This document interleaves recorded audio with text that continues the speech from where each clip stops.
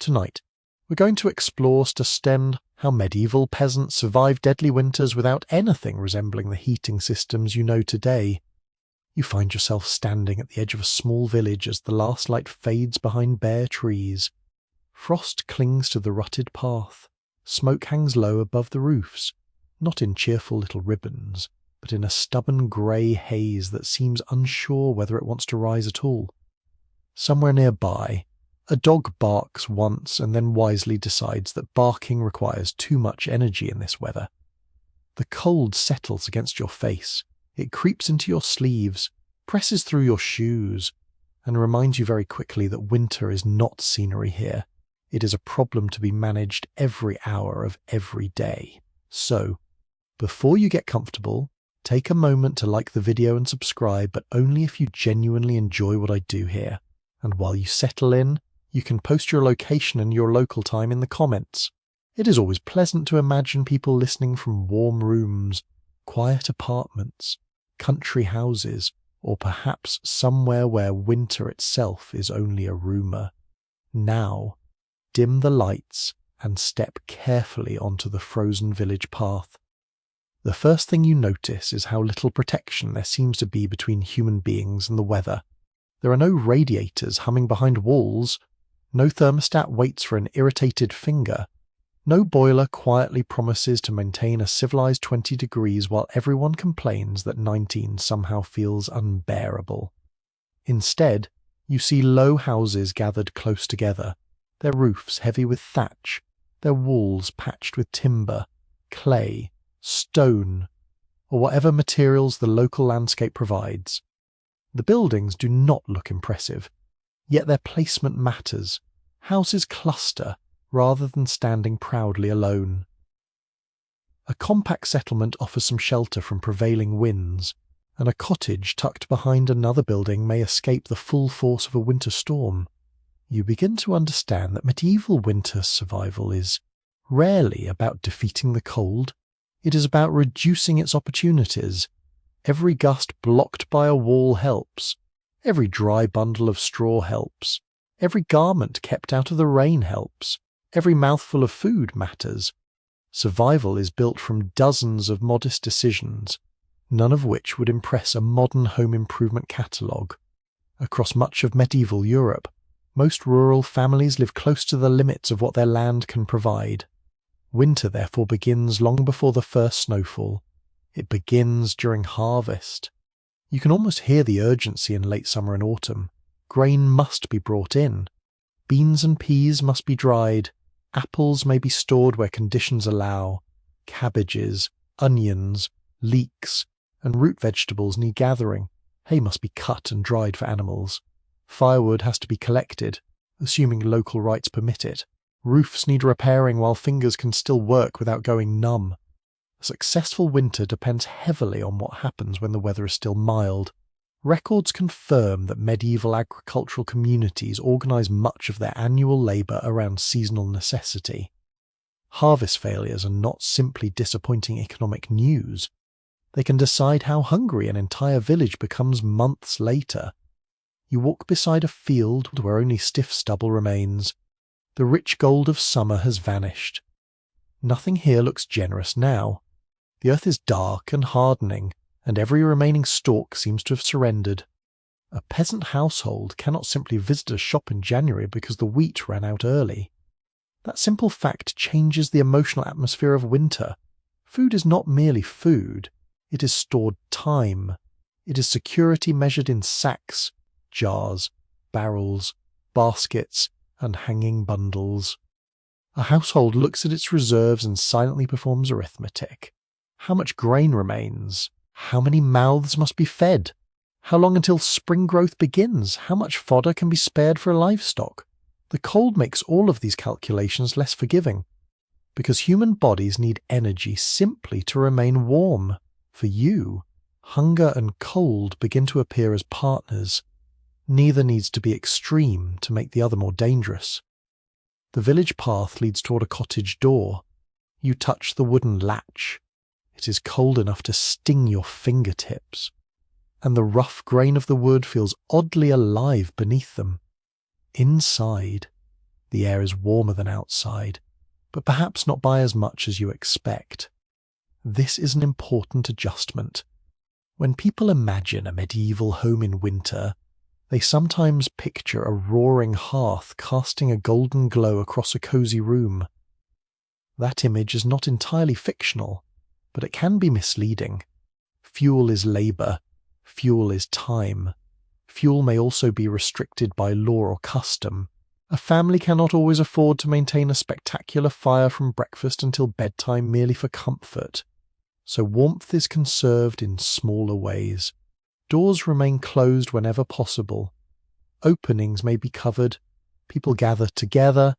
Tasks are performed in shared spaces. Clothing stays on indoors. The household does not expect every corner of the building to become comfortably warm. You begin to think of warmth less as something created and more as something guarded. Even the cottage itself is shaped by scarcity. Smaller spaces are easier to warm than larger ones. Low ceilings, where present, help keep heat nearer to the people below. Thick earthen or stone walls can slow changes in temperature, although dampness creates its own misery. Thatch provides insulation overhead when it is well maintained. None of this turns a peasant home into a modern heated house. It merely prevents winter from walking straight through the walls without knocking. Outside again. The village is quieter than it was in summer. Agricultural life does not stop, but its rhythm changes. The days are shorter, mud freezes, roads become difficult. Snow, when heavy, can isolate communities. Rain may be just as unpleasant as snow because wet clothing and damp interiors make cold far harder to tolerate. You smell wood smoke, wet wool, animals, earth, and something cooking slowly nearby. It is not the polished scent of a historical reenactment. It is heavier, more practical, and probably much more persistent. Oddly enough, medieval people do not necessarily think about temperature in the precise numerical way you do. Without household thermometers, cold is experienced through signs. Water freezes, mud hardens, breath clouds, fingers stiffen. Ale behaves differently. Animals crowd together. A person judges the weather through its effects on daily life. There is something almost intimate about that relationship with winter.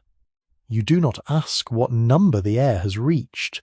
You ask whether the path is passable, whether the roof is leaking, whether the fire catches, and whether the baby is warm, whether the old cow survives another night, whether the grain remains dry.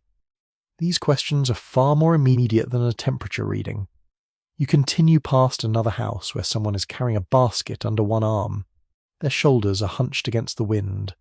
Their clothing looks bulky, not because medieval peasants have discovered some secret fashion trend involving 14 layers of scratchy wool, but because trapped air between garments becomes part of survival. The village itself behaves much the same way. Layers matter. A wall blocks the first wind. A shutter blocks the next draft. Straw slows heat loss. Clothing protects the body. Bedding creates another boundary. People sleep closer together. Animals may occupy nearby spaces. The entire household becomes a set of nested defences against cold air. No single layer is magical. Together they make winter survivable. That word, survivable, is important. Comfort is not the same thing as survival. Modern people often imagine history by asking whether they personally would be comfortable. Usually, the answer is no. Your standards are shaped by constant hot water, insulated walls, central heating, synthetic fabrics, sealed windows, and the astonishing expectation that your bedroom should not require strategic planning. A medieval peasant approaches winter differently because there is no alternative system waiting in the background. Cold is normal. That does not mean people enjoy it. You can be accustomed to discomfort and still dislike it very much. The wind slides between two buildings and makes that point rather efficiently. You follow the narrow lane toward the village centre.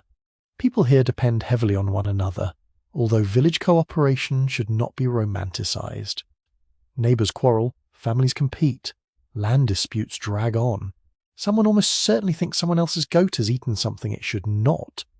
Human nature does not disappear merely because everyone owns fewer spoons. Yet winter encourages forms of interdependence. Work is shared. Information travels quickly. A damaged roof may require assistance. Animals need tending. Fire or storm can threaten more than one household. Religious festivals and communal obligations provide structure during the dark season. A village is not simply a collection of isolated homes. It is a network of relationships, duties, grudges, bargains, and favours, and those relationships can matter when conditions worsen. A curious footnote appears in accounts of rural medieval life boundaries between human and animal spaces are often far less rigid than modern people expect. Depending on region, period, and household design, livestock may be kept under the same roof or in closely connected areas. To modern ears, this sounds like a rather aggressive approach to indoor fragrance, yet animals are valuable, vulnerable to cold, and central to the household economy. Protecting them protects future milk, labour, manure, meat, hides, and breeding stock. A cow is not just a cow. It is a moving bundle of next year's possibilities. That is why winter decisions can seem strangely harsh and tender at the same time. Families must decide which animals they can afford to feed through the cold months. Some livestock may be slaughtered in autumn because fodder is limited. Preserving meat reduces the number of mouths consuming stored hay or grain. Practicality governs much of the season. Still, scholars bicker over how uniformly miserable winter life actually feels across medieval rural society.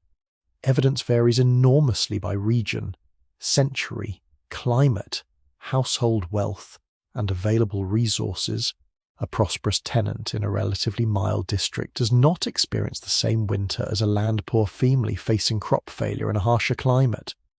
Archaeological remains can reveal building forms and hearths, while written sources often reflect institutions or elites rather than every ordinary household, so there is no single medieval winter. There are many. Some are wet, some are snowy, some are merely long and grey, some are disastrous. You pause near the edge of the village and listen. A distant bell carries through the cold air.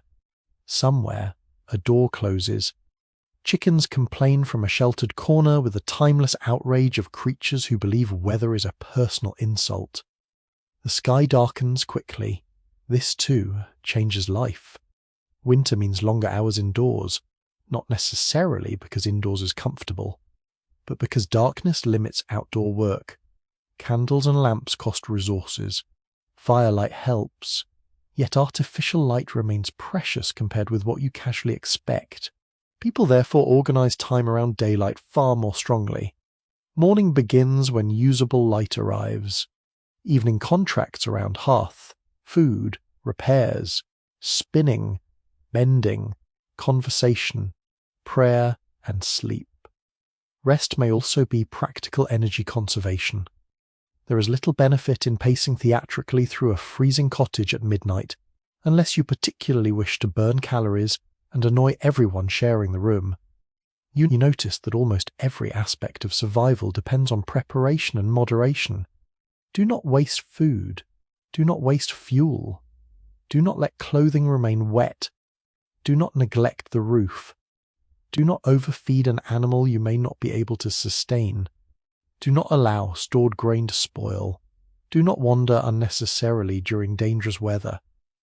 Medieval peasants may lack modern scientific vocabulary, but generations of experience produce a deep practical knowledge of local conditions. A grandmother does not need a degree in thermal engineering to know which corner of the house catches the worst draft. A farmer does not need a meteorological model to recognize the danger of an early frost. Knowledge lives in repetition. Season follows season. Mistakes become stories. Successful habits become traditions. Children grow up watching adults prepare for cold, and by the time they run households of their own, winter management feels less like a special survival technique and more like ordinary life. That may be the greatest difference between you and the people around you now. You experience this cold as an emergency. They experience it as January. The frost thickens on the path. Smoke drifts lower. Doors close one by one as families withdraw into their narrow pockets of shelter. You can now see the basic logic that keeps the village alive. Winter survival is not founded on one brilliant invention. It comes from accumulation, a repaired roof, a stored sack of grain, a bundle of dry wood, a sheltered animal, a thick garment, a closed shutter, a neighbour's help, a habit learned from someone who survived the same cold years earlier. Individually, each measure appears modest. Together, they create a fragile but remarkably durable system. The village settles into darkness, carrying its warmth carefully, almost jealously, through another frozen night. You step through a low doorway and immediately understand that this house is not designed to impress anyone. There is no grand entrance, no wide hallway, no heroic staircase sweeping upward beneath a chandelier. You duck your head because the door opening is short, narrow, and extremely serious about reminding you that medieval architecture has little sympathy for posture. The room beyond is dim. Your eyes adjust slowly. Rough plaster covers parts of the walls, while wooden beams disappear into shadow overhead. The air carries the scent of dried grass, old smoke, clay, wool, and timber that has absorbed years of damp seasons and warmer summers. What interests you most is not how primitive the building appears. It is how carefully it limits exposure. A medieval peasant cottage is often small because building materials, labour, and land all carry costs. But smallness also creates a useful winter advantage. A compact room contains less air than a great hall. Human bodies, cooking, lamps, and a modest fire can influence the temperature of a confined space more easily than they can warm a cavernous one. You feel this almost immediately. The room is not warm in the modern sense, yet the difference from the open lane is unmistakable. Your cheeks stop aching. Your fingers become slightly less stiff. The wind has lost its direct access to you. That alone matters enormously. Heating a building and preventing heat loss are two different problems, and medieval households often have far more control over the second. The walls become your first defence. Depending on where you are, they may be built from stone, timber framing filled with clay mixtures, earth, turf, or combinations of locally available materials. There is no universal cottage design spreading neatly across the continent. Local geology quietly becomes part of domestic life. Where stone is plentiful, walls may be heavy and thick. Where woodland is abundant, timber plays a greater role. Where neither comes cheaply, earth and plant materials can become essential. You place your palm against the wall. It feels cold, but there is barely any moving air. That is the important part. Cold surfaces are uncomfortable. Drafts are worse. Moving air strips warmth from exposed skin quickly, which means even an imperfect wall can make a remarkable difference simply by interrupting the wind. A household therefore fights tiny gaps with surprising determination. Clay can be pressed into cracks. Plaster helps seal interior surfaces. Cloth may be hung where drafts persist. Loose openings around timber can be patched again and again as the building shifts through damp summers and frozen winters. This is not glamorous construction. It is maintenance by persistence. A crack appears. Someone fills it. A patch falls. Someone replaces it. The house survives because people keep negotiating with it. Above you, the roof performs an even more important task. Thatch looks humble, perhaps almost picturesque from your comfortable modern distance. But a deep layer of dry straw or reeds can provide substantial insulation. Records confirm that thatched roofing remains widespread across many medieval rural communities because suitable plant materials are locally available and, when properly laid, create an effective weather barrier. The roof does not need to become warm. It merely needs to slow the escape of warmth already inside. You glance upward into the darkness and realise just how thick the roofing material may be. From outside, the cottage had looked as though someone had simply placed an enormous bundle of straw on top and hoped for the best. The reality is rather more skilled. Thatching requires careful layering. Water must run outward instead of soaking inward. The angle of the roof matters. Damaged areas need repair. Ridge sections receive particular attention because wind and rain attack them relentlessly. A badly maintained thatched roof can become a damp nightmare. A good one becomes an insulating cap. There is a faint rustling somewhere above, possibly wind, possibly a bird, possibly a small creature that has discovered, with admirable medieval logic, that the roof is warmer than the field. A curious footnote is that thick thatch can attract insects, mice, and nesting animals. A roof may therefore function as insulation for the human family, and an unofficial apartment complex for creatures who have contributed absolutely nothing toward construction costs. You decide not to investigate. The floor beneath your feet tells another part of the story. It may be beaten earth rather than stone or timber. At first this seems hopelessly cold, and sometimes it certainly is. Yet a dry earth floor can be softened by strewn plant material, mats, rushes, or straw, depending on household resources and custom. Your shoes press lightly into the surface. The material underfoot does not make the room luxurious. It changes the sensation of contact. Cold travels readily through certain hard surfaces. Even a modest layer between your feet and the ground can make standing more tolerable. You become increasingly aware that the house protects the body through separation. Separate skin from wind, separate feet from cold earth, separate sleeping bodies from walls, separate interior air from the night outside. Each boundary reduces the speed at which warmth disappears. The windows, if they can be called windows in the modern sense, are another fascinating compromise.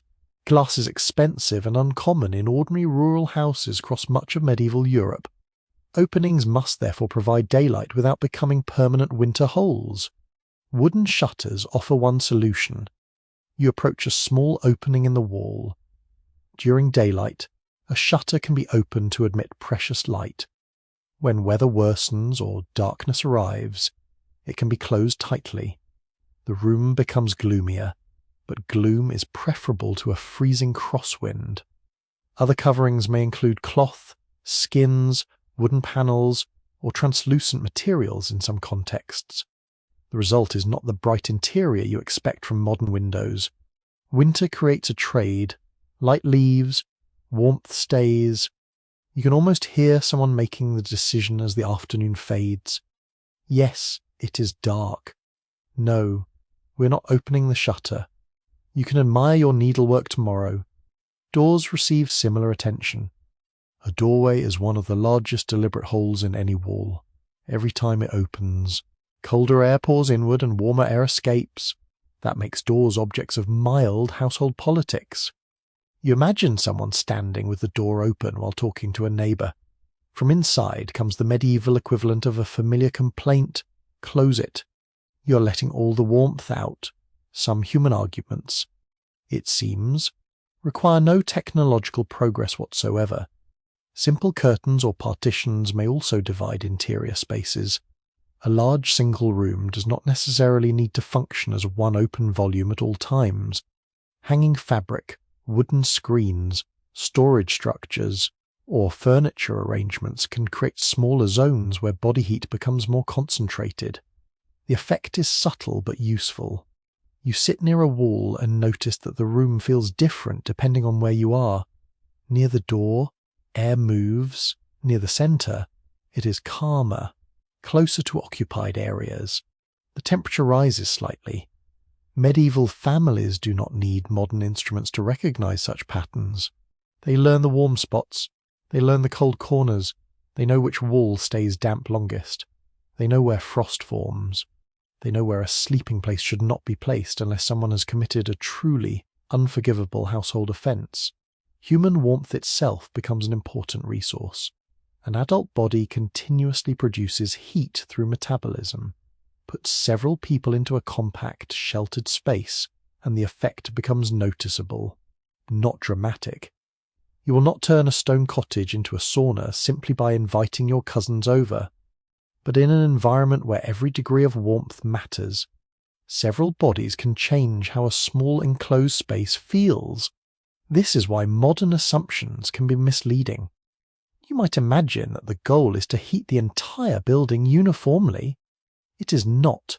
The goal is to keep people sufficiently warm. Those are very different ambitions. If one corner stays bitterly cold but nobody needs to sit there, the household may simply surrender that corner to winter. There is no moral obligation to make the pantry comfortable. You begin to notice another architectural trick. Low doorways and modest ceilings reduce the amount of interior air and discourage strong drafts. Not every medieval cottage has an especially low ceiling, and regional designs vary greatly, but compact proportions can reduce the volume that must be influenced by available warmth. Heat naturally rises, which means high spaces can allow warmth to collect uselessly above the people who need it. A low interior keeps more of that warm air closer to human level. Closer, at least. Medieval physics does not become generous merely because the ceiling is rustic. Scholars bicker over exactly how warm ordinary medieval rural houses become in severe winter, partly because direct temperature measurements obviously do not survive, and reconstructed buildings vary depending on materials, moisture, occupancy, hearth use, and weather. Some experimental archaeology suggests that well-built traditional structures can moderate outdoor extremes more effectively than their appearance implies. Other researchers emphasize persistent dampness, smoke, drafts, and the huge variation between prosperous and poor households. No agreement has been reached on a single representative indoor temperature, because there almost certainly was not one. A cottage in a windy coastal district behaves differently from one in a sheltered valley. A stone house behaves differently from a timber and clay structure. A neglected roof behaves differently from a carefully repaired one. The number of occupants matters. So does the weather. So does whether the walls dry. And dampness is a quiet enemy. You brush your fingers over a colder patch of wall and feel moisture. Water changes everything. Wet materials conduct heat differently. Damp clothing chills the body. Moist floors feel colder. A leaking roof can destroy bedding, stored food, and the usefulness of an entire corner. For that reason, staying dry may sometimes matter almost as much as producing warmth. A cottage that is chilly but dry can be managed. A cottage that is chilly and wet becomes far more dangerous. Roof maintenance, therefore, has an importance difficult to appreciate from a modern home, where a leak is mostly an expensive inconvenience. Here it can threaten the household's winter defences. A broken patch of thatch is not merely unattractive, it creates cold bedding, spoiled grain, rotting timber, persistent damp. A family attacks the problem while weather permits because ignoring it invites misery. You run your hand along a wooden support beam. The surface is rough and cool. The structure feels less like a finished product than a living arrangement between people and materials. Timber dries, clay cracks, thatch shifts, shutters warp, wind tests every weakness. The household responds continuously.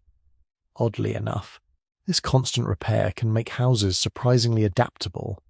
A family can block an opening, add a partition, rebuild a wall section, deepen thatch, or alter the use of interior space without treating the building as something permanently fixed. Architecture evolves around daily need. Winter encourages everyone to become a small-scale engineer, not the sort with drawings and polished instruments, the sort who notices that cold air is coming through the eastern wall and stuffs something into the gap. You stand quietly now and allow the room to settle around you. There is still cold here. You feel it in the wall. You feel it near the floor. You sense it waiting beyond the shutter. Yet the cold no longer moves freely. It has been slowed, blocked, redirected, kept at the edges. That is the hidden achievement of the cottage. The building does not create much warmth on its own. It creates time. Time before body heat escapes. Time before the room cools completely. Time for several people to remain protected while wind moves across the fields outside. You begin to understand why a few inches of clay, a deep roof of straw, a wooden shutter, and a carefully closed door can matter so much. None of them look heroic. No bard is going to compose an epic poem about effective draft reduction. But on a bitter night, survival often belongs to the unglamorous things. A sealed crack, a dry roof, a low room, a closed shutter, a wall thick enough to make the wind go somewhere else. Inside this modest shell, human warmth becomes something that can finally be held rather than immediately stolen by the dark winter air. The first thing you notice is the smoke. It hangs beneath the roof in a pale grey layer, drifting slowly across the room before finding whatever route it can toward the outside. Your eyes sting a little. Your clothes begin absorbing the smell almost immediately.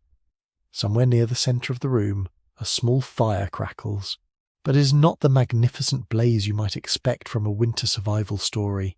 It is modest, careful, controlled. A few pieces of wood glow among red embers.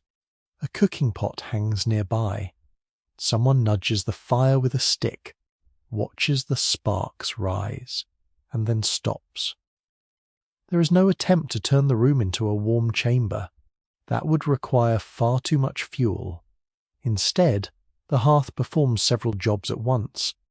It cooks food, it heats water, it dries damp objects, it provides light, it produces a little warmth for anyone sitting close enough, and, perhaps most importantly, it creates a small centre of life inside the household. You move nearer. The difference is immediate. Your knees feel the heat before your shoulders do. One side of your body warms pleasantly while the other remains cool. You rotate slightly, discovering an ancient domestic technique still known to anyone who has ever stood beside a campfire. Turn occasionally. Try not to set your clothing on fire. This is not central heating. It is directional warmth. A medieval hearth often warms people far more effectively than it warms an entire building. Radiant heat travels outward from flame and glowing coals, striking nearby bodies and objects. The farther you move away, the less useful it becomes. A person sitting beside the fire may feel almost comfortable. Someone near the wall may still be thoroughly cold. That creates a household geography based on heat. The best positions matter. Children may gather close. Older people may be given warmer places. Cooking tasks naturally keep someone near the hearth. A visitor of uncertain popularity may discover that hospitality has very precise boundaries measured in distance from the flames. You can imagine the negotiations. Move over. You've been warm for long enough. No, the cat does not need the entire hearthstone. Yes, apparently the cat disagrees. The fire itself demands constant attention. Wood does not arrive in convenient uniform pieces. It has to be cut, split, gathered, dried, carried, and stored. Wet fuel burns badly and produces more smoke. Large logs are valuable. Smaller branches, brushwood, twigs, and other combustible materials may be used whenever available. Nothing is casually thrown away if it can burn. A household learns the personality of different fuels. Some catch quickly, some burn slowly, some smoke heavily, some create useful embers, some are better for cooking, some are so damp that they seem personally offended by the suggestion that they should ignite. Records confirm that woodland access in medieval communities is often controlled by custom, lordship, common rights, or local regulation.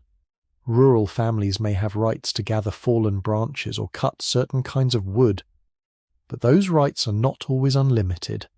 This means the cheerful image of a peasant simply walking into an endless forest and collecting whatever he wants can be misleading. Wood has value. Trees provide building material, fencing, tools, charcoal, animal forage, and countless other resources. Forests may also be closely managed. Fuel therefore becomes something to preserve. You crouch beside the fire and watch a woman pull one burning piece slightly away from another. The flames shrink. At first, this seems strange. Surely in winter you want the largest fire possible. But a larger fire consumes fuel faster. Warmth now may mean cold later. The household must think in hours, days, and weeks. The goal is not maximum heat. The goal is enough heat. That difference governs almost everything. A fire used primarily for cooking may burn strongly for a period and then be allowed to settle into embers. Those embers remain extremely useful. They produce heat without the fierce appetite of open flames. They can help ignite fresh fuel later. They can warm food slowly. They can keep a pot simmering.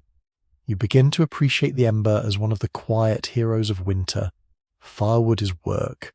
An ember is stored work. Keeping fire alive overnight, when practical, can save the labour of starting completely from cold the next morning. The room darkens as the flame lowers. Red coals glow beneath ash. Someone carefully pushes them together and partly covers them. The intention is not to extinguish them entirely. It is to slow them down. By morning, a surviving coal may be uncovered, fed with dry tinder, and coaxed back into flame. If the fire dies completely, there are still ways to relight it. Of course. But doing so takes effort. Flint and steel can produce sparks. Dry tinder must catch. Breath must encourage the tiny flame. Kindling has to be arranged. All of this is manageable. None of it is as convenient as turning a knob.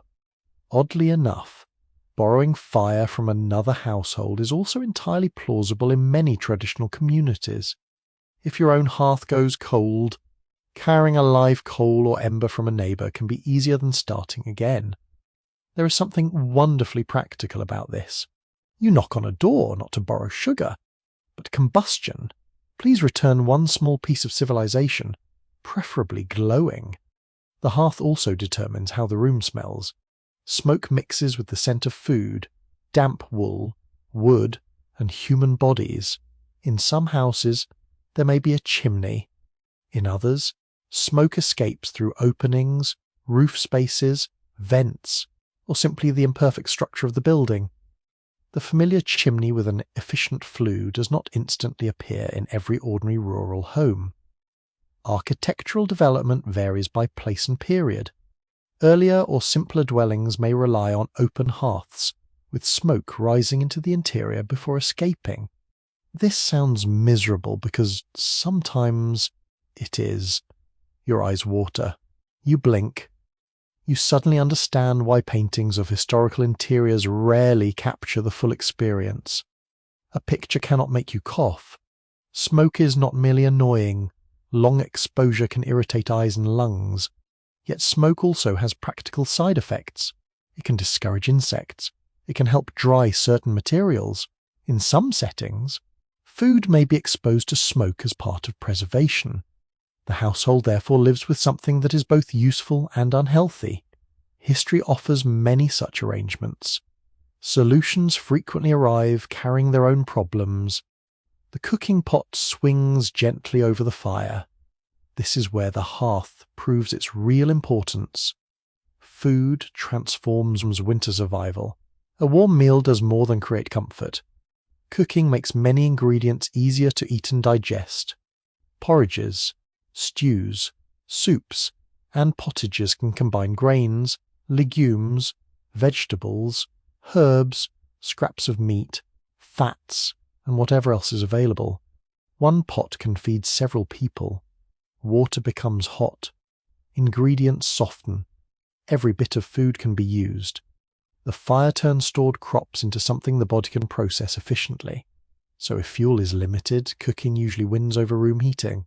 You may be cold while eating, but you still cook. That choice makes perfect sense once you consider priorities. A household can survive a chilly room. It cannot survive indefinitely without food. The hearth therefore follows the stomach. You lean closer as steam rises from the pot. The scent is earthy and savoury. Perhaps there are onions, beans, grain, and cabbage inside. Maybe a little bacon fat has been added if the household is fortunate. The steam brushes your face for a few seconds. The combination of hot food and nearby fire creates something very close to comfort. Then you step 2 paces away and winter returns. This contrast explains why people cluster around active household tasks. Warmth becomes local, temporary, shared. The cooking area attracts bodies not only because food is there, but because heat is there. Hands stretch toward the fire. Wet gloves or cloth may be placed nearby. Shoes can be dried cautiously. A wooden stool becomes valuable simply because it is positioned in the correct place. One scandalous aside from medieval urban and household regulations concerns fire risk. Open flames inside timber buildings are dangerous enough that communities sometimes issue rules about hearths, ovens, chimneys, nighttime fires, or storing combustible material. The reason is obvious once you look upward. Dry thatch is above you, wooden beams are around you, straw may be nearby. A cheerful spark suddenly seems less charming. The household must balance cold against fire. Too little flame and people suffer. Too much carelessness and the roof may become the largest torch in the village. This is why fireplaces, hearth edges, fire covers, and careful management matter. Children learn quickly that the glowing centre of the room is not a toy. Adults watch sparks. Fuel is arranged deliberately. Ash itself becomes useful. You notice someone gathering it rather than simply discarding it. Wood ash can serve several domestic purposes. Depending on local practice, it may contribute to cleaning, soap making, agriculture, or other household tasks. Even the remains of the fire have value. Nothing in this room seems allowed to perform only one job. The pot cooks. The flame warms. The smoke preserves. The ash cleans. The embers save tomorrow's labour. Efficiency is not an abstract ideal here. It is survival shaped into habit. You watch the fire collapse again. The bright flames become lower. The room does not immediately turn freezing. Walls, bodies, furniture, pots, and other materials have absorbed some heat. They release it slowly. The effect is limited, but it matters. A heavy stone near the hearth can become warm to the touch. A pot of hot water holds heat. Even cooked food carries warmth into the body. Some households may use warmed objects in practical ways, though later bed-warming devices become more familiar in better documented periods. A hot stone wrapped appropriately can hold warmth for a while. So can heated bricks in contexts where they are available. But caution is necessary. Too hot and you burn yourself. Too close to straw and you create a far more memorable evening than anyone requested. Scholars still argue whether the thermal contribution of household hearths in ordinary medieval cottages has sometimes been underestimated or exaggerated in popular imagination. Experimental reconstructions produce different results, because buildings vary enormously. A well-sealed small room with several occupants may retain meaningful warmth. A drafty structure with an open roof space may lose heat rapidly. Fuel type, fire size, moisture, construction, and ventilation all change the result. There is no single answer to the question, how warm is a medieval cottage? The more accurate answer is mildly frustrating. It depends. History often behaves like that. You ask for a clean number. History hands you 6 variables and a damp wall. Still, the main pattern is clear. The hearth is not normally trying to create modern indoor comfort. It creates a zone of usefulness. A family adjusts behaviour around it. You warm yourself while cooking. You dry something while eating. You preserve embers while preparing for sleep. You choose tasks that make use of the same flame. The fire becomes part of the household timetable. Its strongest moments correspond to practical needs. Perhaps a breakfast preparation. Perhaps the main cooked meal. Perhaps evening work. Between those periods, the blaze may shrink. Fuel remains stored instead of disappearing into the air. This makes winter life feel less like a constant battle against low temperature and more like careful movement between pockets of warmth. You approach the fire when you need it. You leave when another task calls. Your body learns the rhythm. Heat your hands, work, return, eat something warm, move again. Sit close during the darkest hours. The cold remains present, but it does not receive unlimited fuel simply because it is unpleasant. There is also a social quality to this arrangement. A single hearth naturally draws people together. Privacy becomes scarce. Personal space becomes negotiable. If you want warmth, you accept company. Conversation happens nearby. Stories are told. Tools are repaired. Thread is spun. Children listen. Arguments occur at remarkably close range. Someone snores. Someone complains about the smoke. Someone adds a completely unnecessary log and is probably judged for it. The fire shapes domestic society simply because everyone has reason to stay near it. You hold your palms toward the embers now. The orange glow pulses softly. There is less flame, yet the heat is steady. You begin to understand why the medieval winter hearth is so easy to romanticize and so easy to misunderstand. It is beautiful in darkness. It is also smoky. It is comforting. It is also dangerous. It warms you. It also consumes a resource that required hours of human labor to obtain. It cooks the meal. It dries the sleeve. It lights the room. It keeps the ember alive for morning. The household asks far more from this small fire than you ask from any single appliance, and because of that, every stick placed upon it carries a decision: burn it now or save it. Warm the room briefly, or cook tomorrow. Let the flames rise, or protect the embers. You watch someone lower the pot and spread the coals carefully beneath the ash. The room becomes quieter. Red light remains at the centre, faint but stubborn. The fire has not conquered winter. It has done something far more practical. It has made the cold manageable. One meal, one ember, and one carefully measured piece of fuel at a time. You discover that warmth can be worn, not created by a roaring flame, not trapped behind thick masonry, but wrapped directly around the body in layers that turn a person into something resembling a patient bundle of cloth.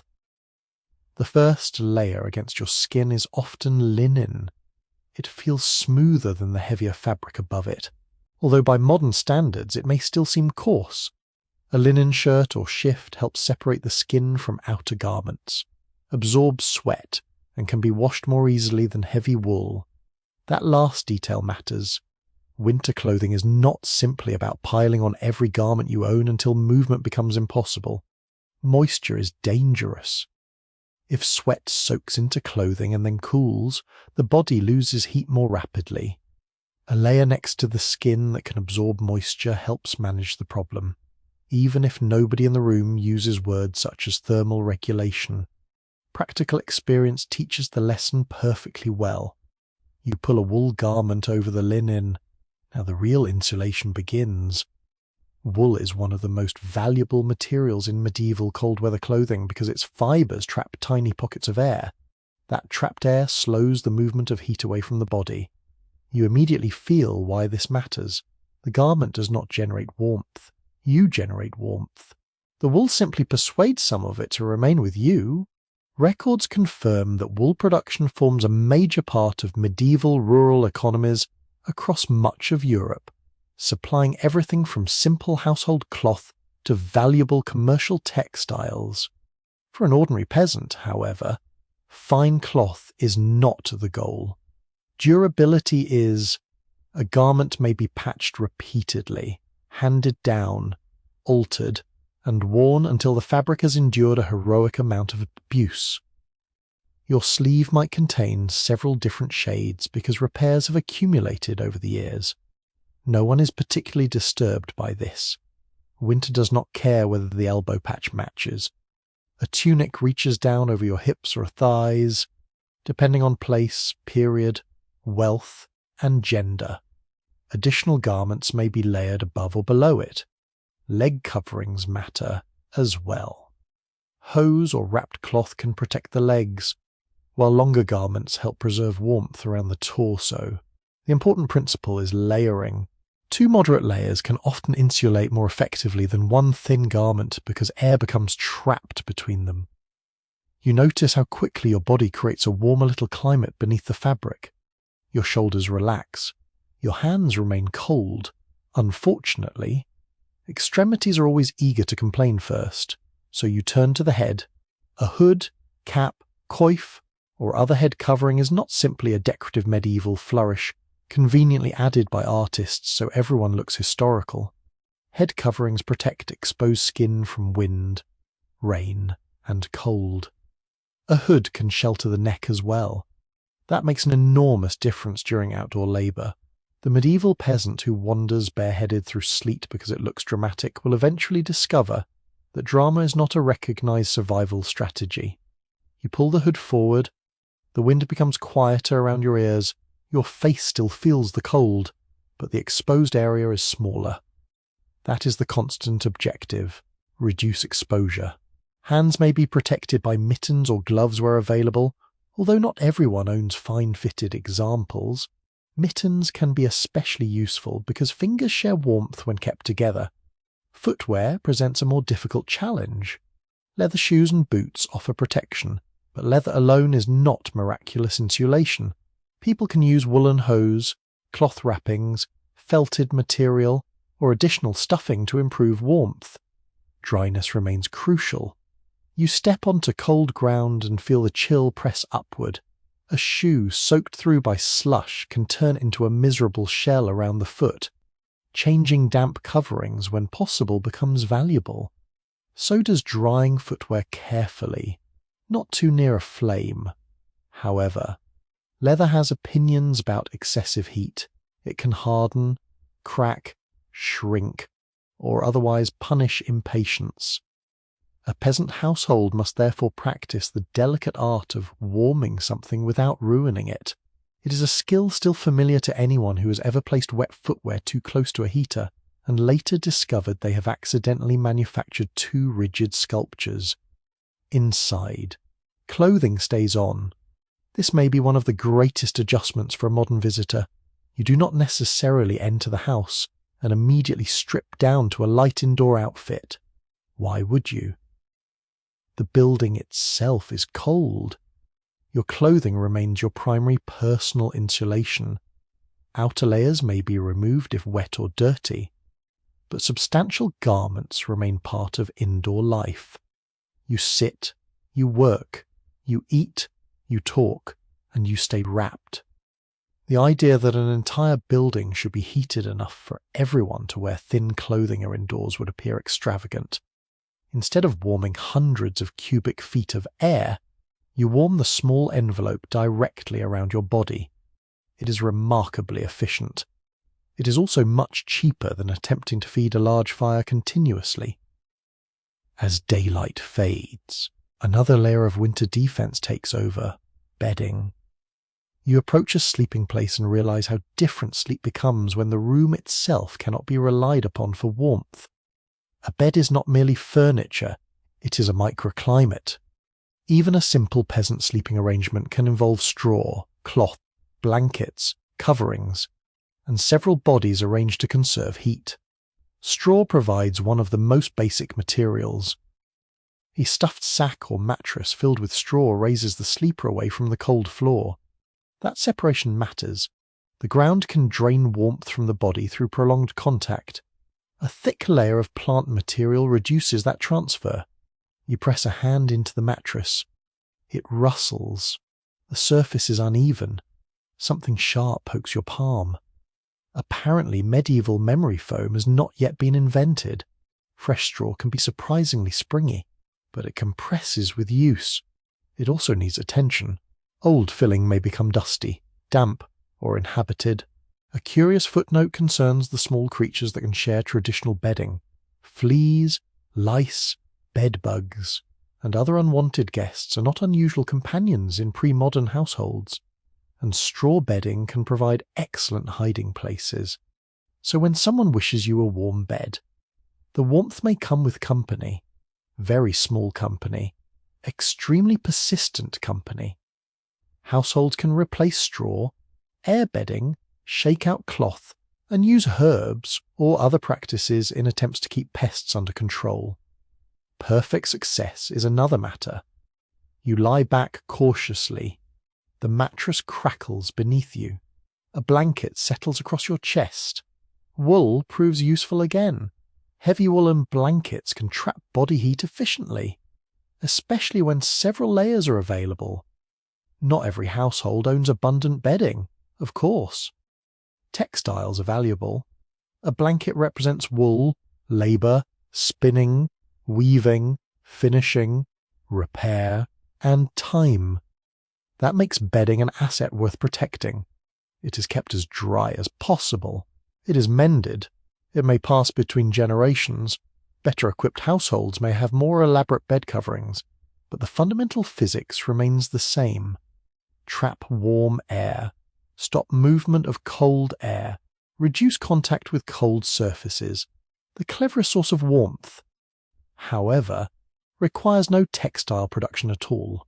Another person. You quickly learn that sharing sleeping space is practical. Several bodies beneath the same coverings produce more heat than one. Children may sleep together. Married couples share beds. Other family members can share sleeping spaces according to household arrangements and necessity. The modern expectation that every person should possess a private bedroom, a private bed, and a carefully personalized mattress belongs to a world of greater space and material abundance. Here, privacy competes with temperature. Temperature often wins. You squeeze between two sleeping figures beneath heavy covers. The improvement is immediate. Warm air accumulates beneath the blankets. Cold cannot circulate as easily. A shared bed becomes a small shelter within a larger shelter. There is a social cost. Someone takes more than half the blanket. Someone kicks. Someone snores with impressive determination. Someone has feet that feel as though they have been stored in a frozen river. Still, complaints become less persuasive when the alternative is sleeping alone in a colder corner. Body heat is free, or at least financially free, emotionally, perhaps not always. Sleeping arrangements also reveal how little private space ordinary medieval households may possess. A family may occupy only a few rooms, sometimes fewer. Beds can stand in multifunctional spaces rather than dedicated bedrooms. People sleep where the environment and household structure allow. A curtain, cloth hanging, screen, or bed enclosure can provide some separation. These barriers offer more than modest privacy. They can also help reduce air movement around the sleeper. You pull a curtain closed, the tiny space inside becomes noticeably still, even without producing heat. Still air feels warmer because your body loses less energy to constant drafts. This is why enclosed beds become valuable in colder settings. Later centuries produced famous box beds and heavily curtained bedsteads in various European regions. But the principle is simple and old. Make the sleeping area smaller. Keep the body's warmth close. You curl slightly beneath the covers.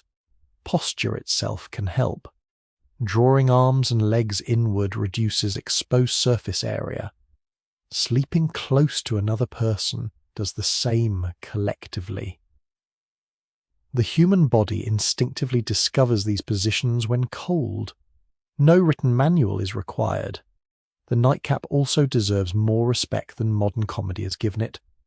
Keeping the head covered during sleep protects skin from cold air.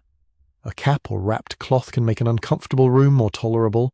The image of someone sleeping in a long cap may seem quaint, but there is nothing foolish about insulating a body part that would otherwise remain exposed for hours. You begin to understand medieval fashion as a conversation with climate. Belts hold layers close. Hoods shield the neck. Long garments cover more skin. Wool traps air. Linen manages moisture. blankets build another insulating layer. Caps protect the head. Straw separates the body from the floor. Each material solves a particular problem. Scholars bicker over how many garments ordinary peasants typically possess because surviving inventories and written records often represent households unevenly. Textiles wear out. Poorer families leave fewer detailed records. Regional differences can be enormous. Some evidence suggests ordinary people maintain a practical core of garments and repair them intensively, while other records reveal more variety than the stereotype of the peasant owning one permanent brown tunic might suggest. Colour itself can be more common than modern imagery implies. Natural dyes create muted greens, reds, yellows, blues, and browns depending on available plants, minerals, processes, and expense. The medieval countryside is not populated entirely by people dressed as damp oatmeal. Even practical winter clothing can contain colour. Still, warmth outranks elegance when bitter weather arrives. You may layer mismatched pieces. You may wear repaired hose. You may wrap cloth around a vulnerable ankle. You may add a second cap beneath a hood. What matters is whether the wind reaches skin. Clothing becomes portable architecture. That thought stays with you. A coat is a wall. A hood is a roof. A blanket is a smaller roof. A straw mattress is an insulated floor. A closed curtain becomes another wall. The human body carries its own tiny cottage wherever it goes. When night deepens, you hear fabric shifting in the darkness. Straw rustles beneath several sleepers. Someone pulls a blanket tighter. Another person curls closer. There is no machine maintaining the air at a chosen temperature. The room may grow colder hour by hour, yet inside the layered nest of linen, wool, straw, cloth, and shared body heat, the change is gentler. Your own warmth circulates close to the skin rather than vanishing freely into the room. The cold remains beyond the blankets, patient and vast, but it does not need to be defeated everywhere. Only here, around your chest, around your feet, around the small sleeping space your body occupies.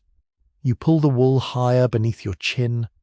The straw gives one final soft crackle, and for a few quiet hours, warmth becomes something you wear, share, and carefully refuse to surrender. You hear the animals before you see them. A low shifting sound comes from behind a wooden partition. Hooves scrape against packed earth.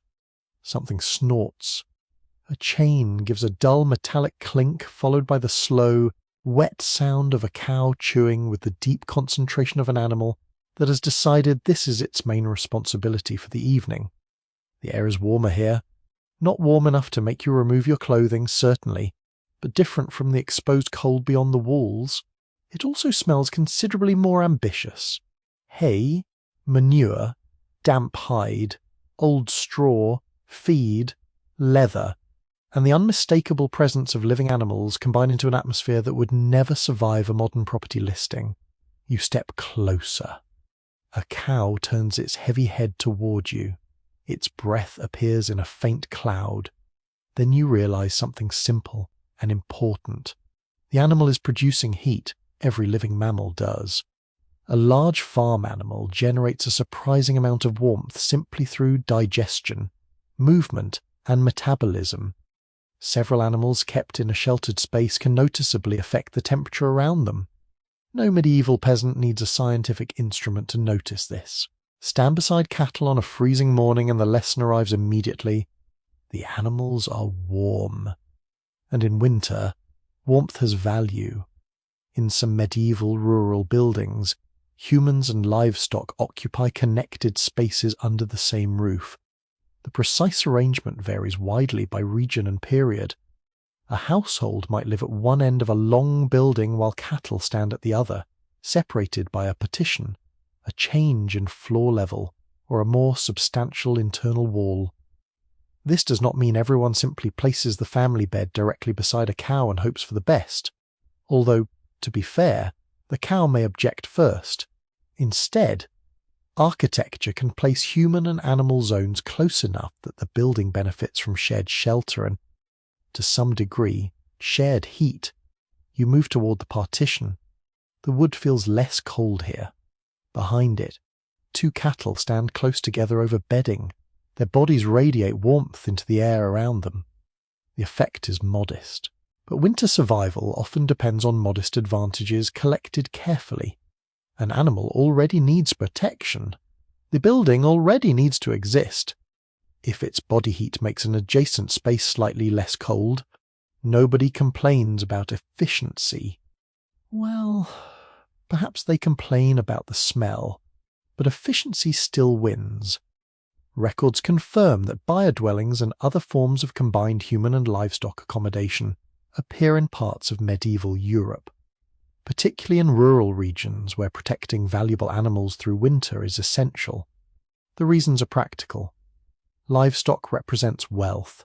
A cow may provide milk, an ox may provide traction, sheep can produce wool, goats may provide milk and meat, pigs convert scraps and other feed into valuable food.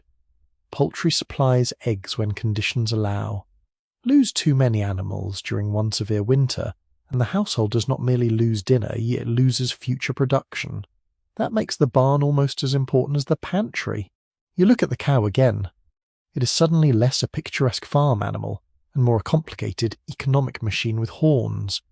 Its survival influences fields, food, manure, labour, and family security. Naturally, you try to keep it alive. Cold weather challenges animals just as it challenges people. Livestock must spend energy maintaining body temperature, which means they need adequate feed. This creates a cruel winter equation. Animals generate useful warmth, but generating that warmth requires calories. Those calories come from stored fodder. Hay is therefore more than dried grass piled attractively in a corner. It is stored summer. Every forkful represents fields cut months earlier, plants dried in suitable weather, labour spent gathering them, and space devoted to preservation. You pull a little hay from a bundle. It smells faintly sweet and dusty. The cow immediately looks interested. Of course it does.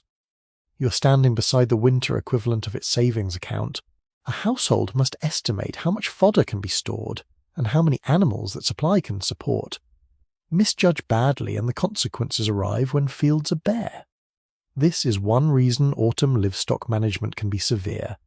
Some animals may be slaughtered before winter because feeding every creature through the cold season is impossible. The household keeps what it believes it can sustain. Breeding stock matters. Working animals matter. Milk producers matter. Young or less useful animals may face harder decisions. Winter forces economics into the stable. There is nothing sentimental about a haystack running empty. The cattle shift again. Their hooves press into bedding that absorbs moisture and keeps them from standing directly on colder ground. Straw serves another role here. It creates a drier layer beneath livestock. Dry bedding can reduce discomfort and help protect animals from prolonged contact with wet earth or waste. Of course, it does not stay clean for long. You discover this rather quickly. Manure accumulates. So does urine. The floor becomes a constant management problem. Animals provide warmth, but they are not tidy heating appliances. They also require feeding, watering, cleaning, and supervision. Every advantage comes wrapped in work. Someone has to carry fodder inside. Someone has to remove or rearrange dirty bedding. Someone has to inspect animals for illness or injury. Someone has to break ice if water freezes. Someone has to persuade a stubborn animal to move when it has decided that movement is an unreasonable request. Winter livestock care continues regardless of human enthusiasm. You might wake on a bitter morning wishing to remain under blankets. The cow does not care. The cow would like breakfast. Now. This routine creates movement during the coldest part of the year. People cross yards carrying buckets. They haul hay. They mend enclosures.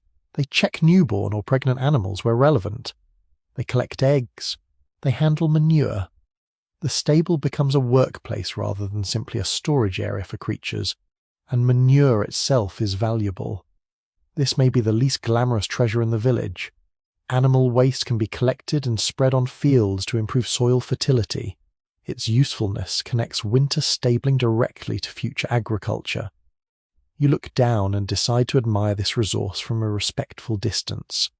Oddly enough, the winter accumulation of manure and bedding can create its own warmth as organic material begins to decompose. Anyone familiar with a compost heap knows that microbial activity can produce heat. In deep bedding systems, layers of straw and manure may become warmer internally as decomposition begins. Medieval households do not need to understand microbes to observe that rotting organic matter behaves differently from frozen soil. This does not turn the stable floor into a luxurious underfloor heating system.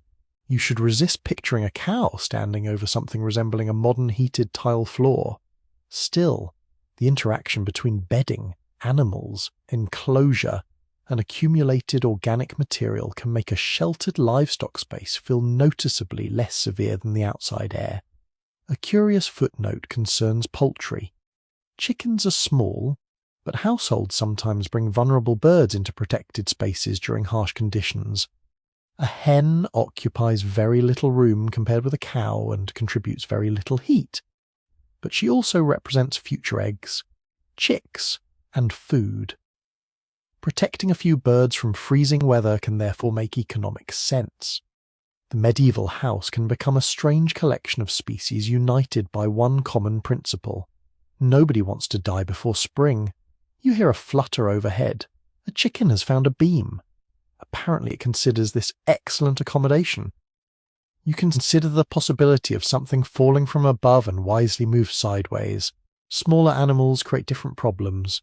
Pigs are strong, intelligent, and capable of turning an enclosure into a personal engineering project. Goats have opinions about barriers. Chickens ignore most attempts at organised movement. Cattle are large enough to injure people accidentally. Keeping animals near human living areas therefore requires careful separation. Warmth is useful. A horn through the partition is less useful. Wooden rails, stalls, gates, ropes, and simple barriers control movement. The stable must shelter without allowing chaos. This is harder than it sounds when every resident has legs and only some residents recognise property boundaries. Noise becomes part of the winter interior. You hear chewing, breathing, scratching, occasional stamping, the sudden clatter of a wooden rail, an animal coughing, a hen objecting to something invisible. To modern ears, these sounds might make sleep difficult. To the household, many are reassuring. Silence can be suspicious. An animal that stops eating may be ill. An unusual sound may signal distress. A restless animal can indicate discomfort. The people living close by learn the ordinary rhythm of livestock and notice when it changes. Proximity allows faster response. If an animal struggles during the night, someone may hear it. If a gate breaks, the problem becomes obvious quickly. If a thief approaches, livestock may create enough noise to wake the household. Animals become unwilling members of the security system. No wages, no training, very inconsistent judgment, yet surprisingly effective alarms. Keeping valuable livestock close also protects against predators and theft. Wolves can threaten animals in some regions, particularly those left exposed. Human thieves represent another danger. A cow standing far away in an isolated shelter is harder to monitor than one housed beside the family. The arrangement therefore combines thermal, economic, and security advantages. You start to see why the modern desire to separate every function into a dedicated building would seem wasteful. One roof can shelter several forms of life. One wall can protect both household and herd. One working day can move between domestic tasks and animal care without crossing half a frozen landscape. Still, sharing buildings with livestock creates serious drawbacks. Ventilation matters. Moisture rises from animals and bedding. Strong smells accumulate. Ammonia from waste can irritate the lungs and eyes. Parasites can spread. Rodents are attracted by stored feed. Diseases may circulate among animals or, in certain cases, between animals and people. The same closeness that protects a cow from cold can make sanitation more difficult. Medieval households live with that compromise because the alternative may be losing the animal entirely. No agreement has been reached on whether combined human and livestock housing should be interpreted primarily as an intentional heat-sharing strategy, or as a broader consequence of economy, security, building traditions, and efficient use of space. Many scholars emphasize that body heat is only one benefit among several. The strongest reason for housing animals under connected roofs may simply be that animals themselves are valuable and need protection. Others note that thermal advantages are real enough to matter, especially in colder climates and compact buildings. The motives probably overlap. A peasant family is unlikely to separate them neatly. Does the cow warm the building? Yes. Does the cow also need shelter? Yes. Does keeping it nearby save labour and reduce theft risk? Yes. Medieval practicality is perfectly capable of choosing one arrangement for 4 reasons at once. You stand between the human and animal spaces and feel the temperature difference for yourself. It is not dramatic. There's no wave of comfortable heat. Instead, the cold feels dulled. The air moves less. The nearby bodies create a gentle background warmth. That small effect can matter most during the deepest hours of night, when outside temperatures fall and every living creature conserves energy. The cattle settle. Their breathing becomes slow and rhythmic. Steam rises faintly from their nostrils. You notice that they naturally stand near one another. Animals also use proximity. Sheep crowd together, cattle gather, birds roost close. Living creatures instinctively reduce heat loss by limiting exposed surface and sharing protected space. Humans watch these behaviors every winter. Nobody needs to invent the principle. Nature demonstrates it repeatedly in the stable. There is something almost peaceful in the arrangement once you stop resisting the smell. People and animals occupy the same winter world. Both require food. Both need dryness. Both seek shelter from wind. Both generate heat simply by remaining alive. And both become part of a household calculation that stretches from one cold day to the next. You rest your hand against the wooden partition. On one side are human voices, on the other, slow animal breathing. The wall between them is practical rather than absolute. Winter makes neighbours of every warm body under the roof. The cow continues chewing. The hen adjusts herself on the beam. A pig shifts somewhere in the shadows with the unmistakable confidence of a creature that believes the entire building belongs to it. And in the dense, earthy air, survival becomes something shared across species, one breath, one bundle of hay, and one warm living body at a time. Long before snow seals the tracks, you're already thinking about what will burn. The work begins under a grey autumn sky, when the leaves have thinned and the woods smell of wet bark, mushrooms, and cold earth. A basket hangs from your arm. A bundle of rope sits across one shoulder. Under your boots, fallen twigs snap with small, satisfying sounds. At first, collecting fuel seems simple. There are trees everywhere. Surely you just take some wood. Then medieval society gently places a complicated legal hand on your shoulder. Not so fast. The woodland may belong to a lord, a monastery, a town, or a community governed by customary rights. Even where villagers have long used nearby woods, they may not possess unlimited freedom to cut whatever they please. A standing oak is not merely something that burns. It can become beams, carts, fences, tools, barrels, ships, handles, doors, and valuable timber. Burning a fine tree simply because you feel chilly would be rather like dismantling your dining table because you cannot find the firewood. Possible, but not your finest long-term decision. So you learn to distinguish between kinds of fuel and kinds of access. Fallen branches can be especially valuable. Dead wood lying on the ground may be gathered under local customs, although rules vary greatly from one estate to another. Smaller branches, brush, thorn, hedge trimmings, and residues from woodland management all have uses. Records confirm that medieval manorial documents sometimes regulate rights to gather wood, cut undergrowth, or take specific forest resources. These rights can be extremely important to poorer households. Without them, winter fuel becomes much more difficult to obtain. You walk beneath bare branches and begin collecting pieces small enough to carry. The temptation is to choose everything. You quickly learn otherwise.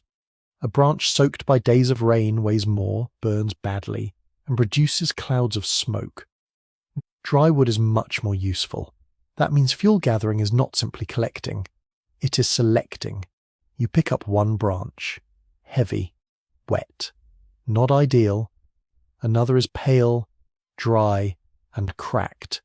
Much better. The smallest twigs will help start a flame. Thicker pieces can sustain it. Different sizes have different purposes, so your bundle gradually becomes a carefully assembled mixture rather than a random heap.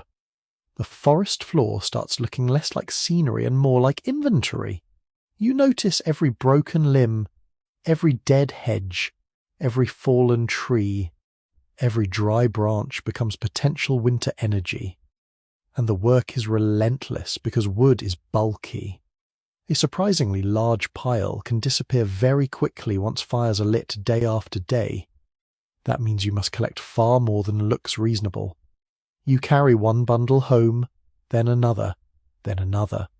Soon your shoulders begin providing their own heating system through pure irritation.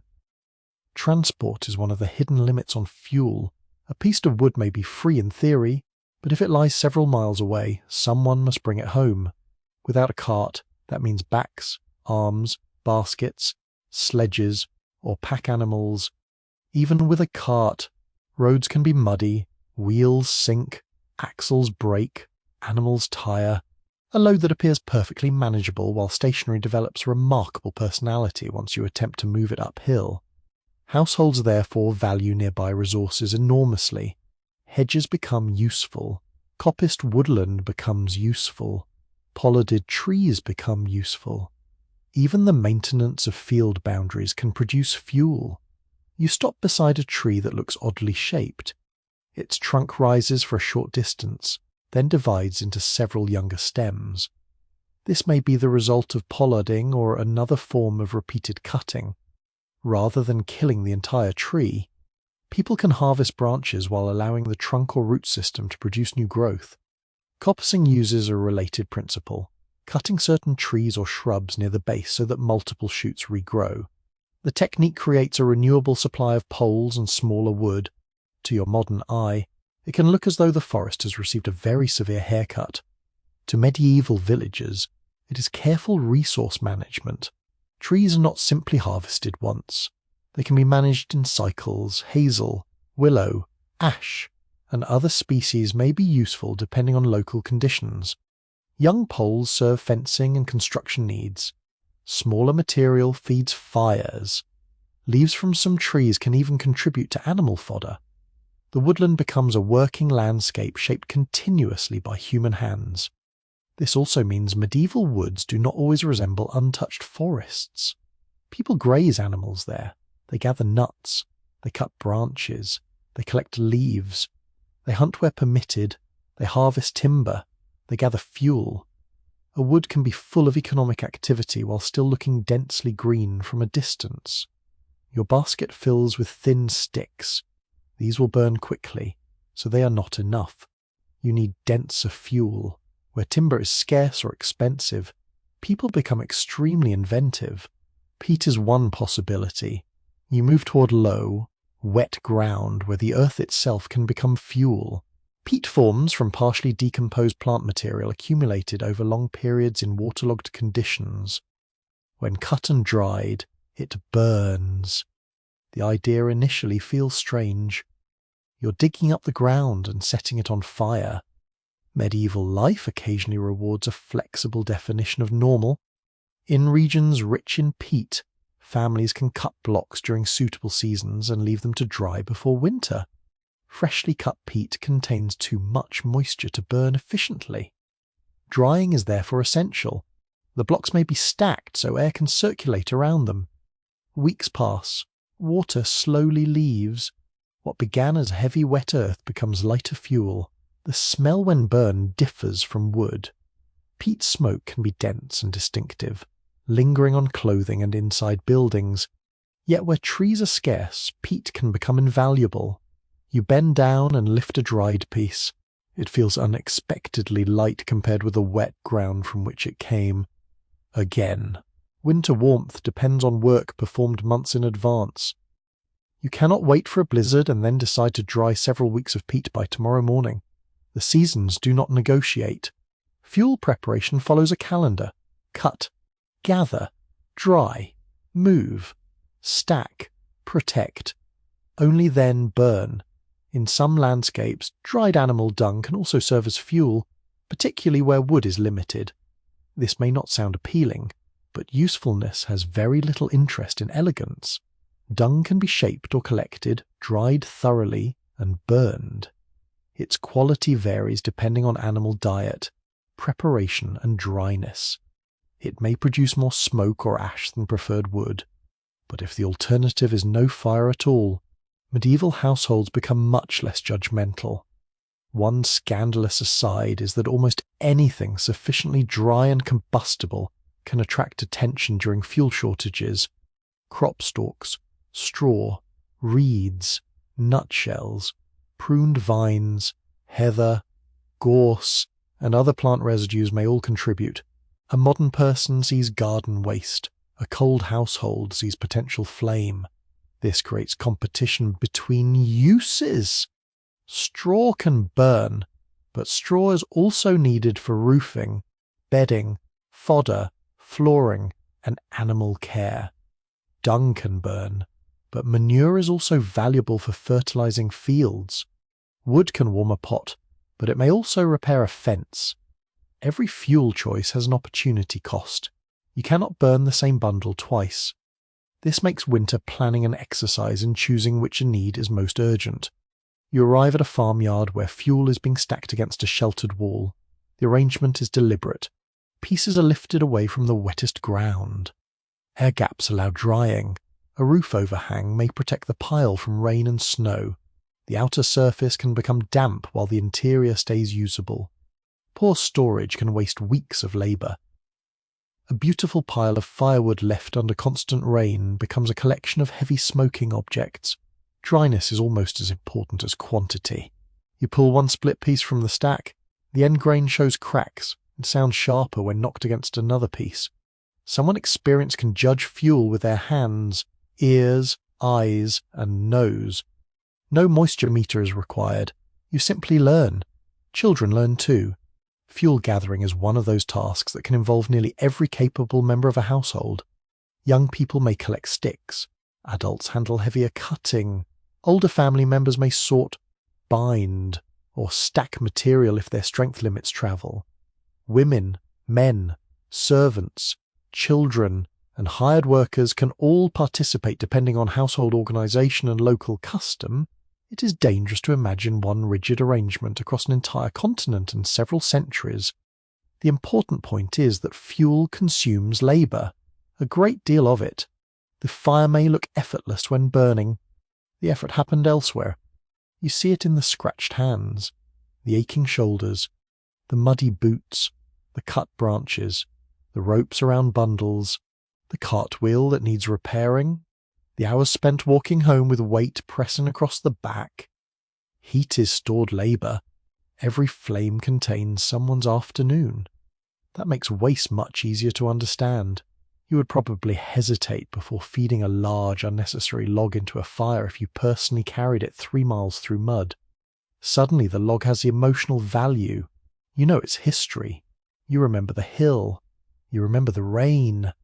You remember dropping it once and saying something probably unsuitable for a monastic manuscript, so it stays in the pile until truly needed. Village customs can also determine who gathers what and when. Common woodland does not mean chaos. Communities often develop rules because shared resources can be destroyed if everyone takes without restraint. If one household cuts young trees irresponsibly, the entire village may suffer later. If too many animals graze fresh regrowth, coppiced woodland may fail. If boundaries are ignored, disputes erupt, and disputes over woodland can become remarkably intense. To you, it may be a bundle of sticks. To two medieval neighbours, it may represent customary rights inherited across generations and therefore absolutely worth an argument lasting 27 years. Court records from medieval communities preserve conflicts over access to woods, grazing, boundaries, and resource use because such matters affect daily survival. A poor family excluded from fuel gathering is not merely inconvenienced. Its winter becomes harder. The economic value of seemingly modest rights can therefore be enormous. Scholars still argue whether medieval common resource systems are best understood primarily as tightly regulated conservation mechanisms or as practical arrangements that varied according to population pressure. Lordly interests, local ecology, and community power. Some landscapes appear to have been managed sustainably over long periods.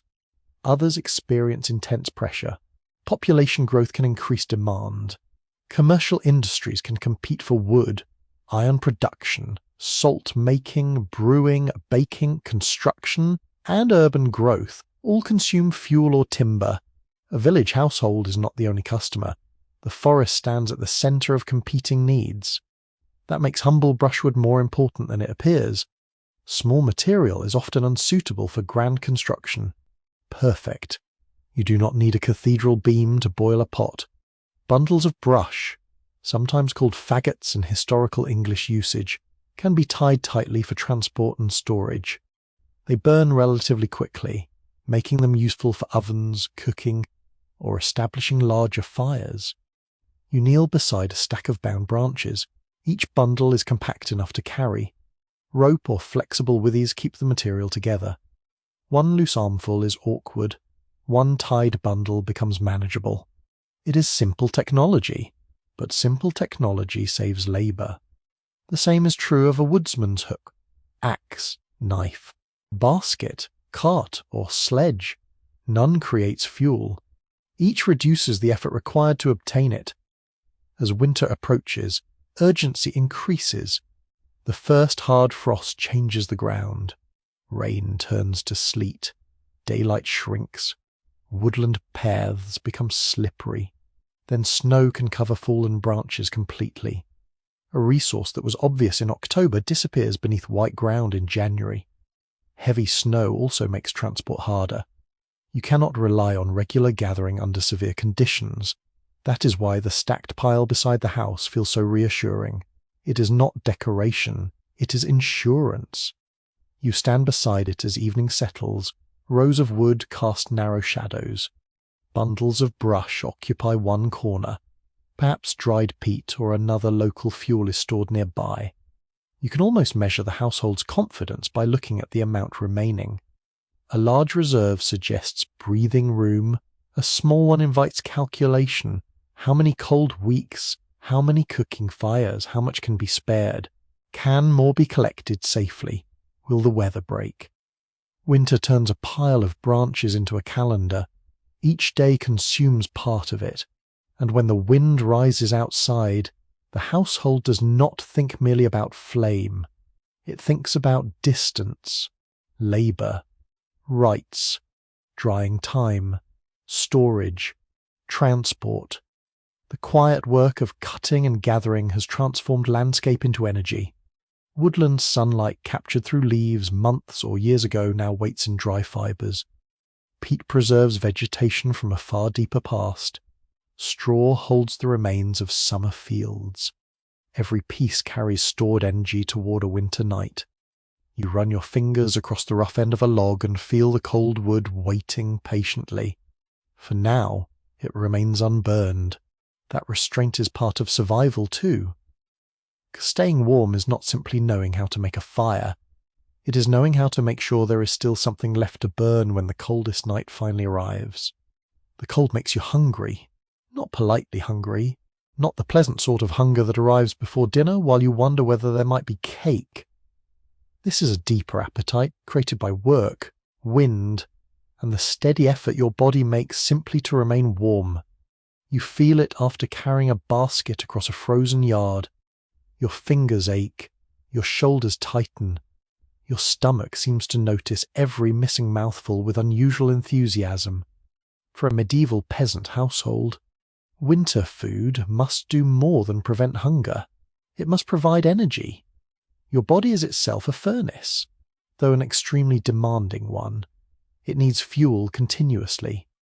When the surrounding air is cold, maintaining internal temperature requires additional energy, especially if you are working outdoors, walking long distances, carrying loads, tending animals, or standing in wind. So the contents of the winter pantry become another form of protection. You enter a storage space and find no glittering collection of delicacies. Instead, you see the foods that can endure.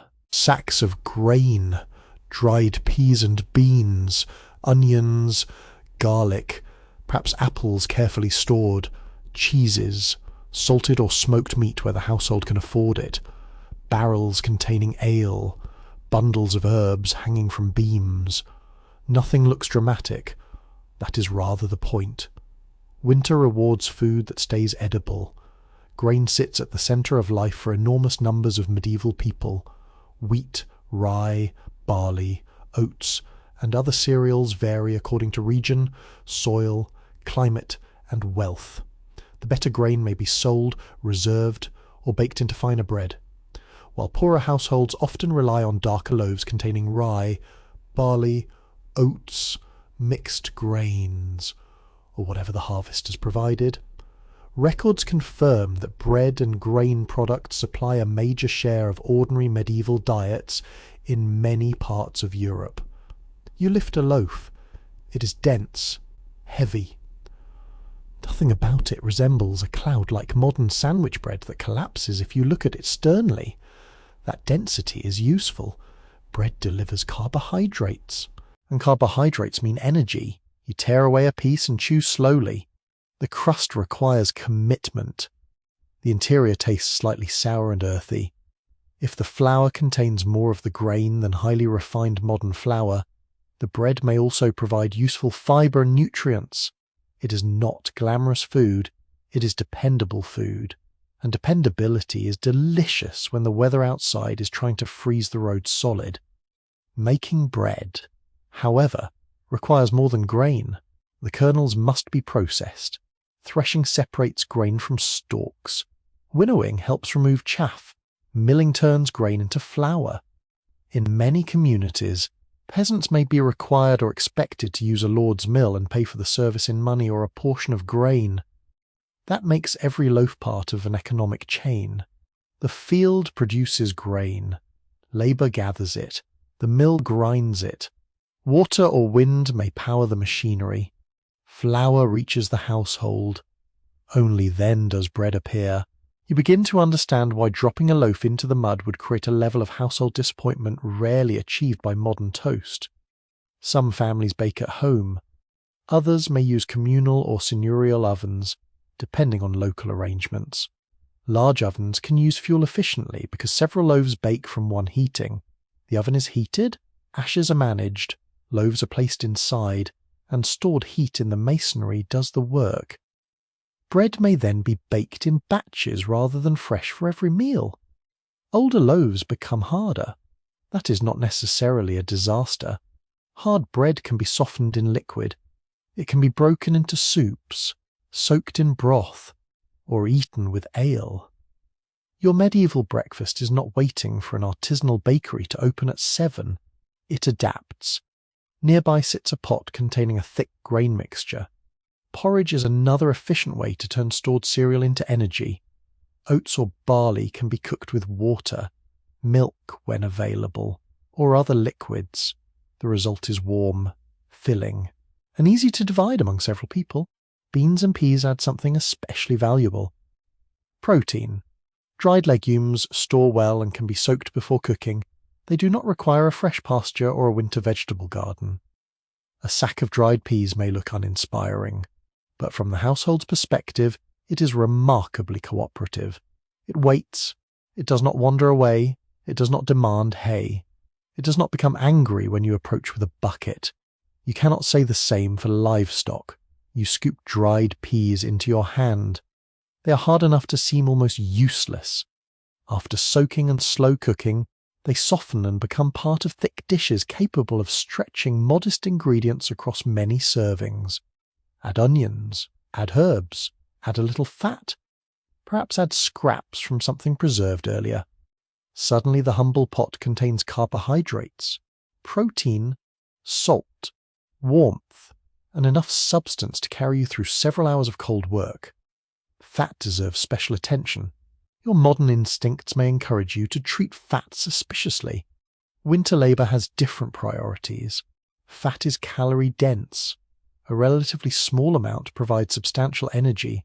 Butter, lard, bacon fat, cheese, cream, or oils may therefore increase the energy value of otherwise plain foods, depending on what a household produces and what religious rules permit on a particular day. You watch a small piece of animal fat melt into a dish. It disappears almost completely. Its calories do not. That is useful economy. Animal products, however, are unevenly distributed. A peasant family does not necessarily eat large portions of meat every day. Access depends on wealth, livestock, hunting restrictions, local markets, season, and household circumstances. Autumn slaughter can provide meat precisely when maintaining certain animals. Through winter would consume too much fodder. But fresh meat does not last long without preservation. Salt becomes critical. Salt draws moisture from food and creates conditions that slow spoilage. Meat can be salted heavily, dried, smoked, or combined with several methods. Fish receives similar treatment.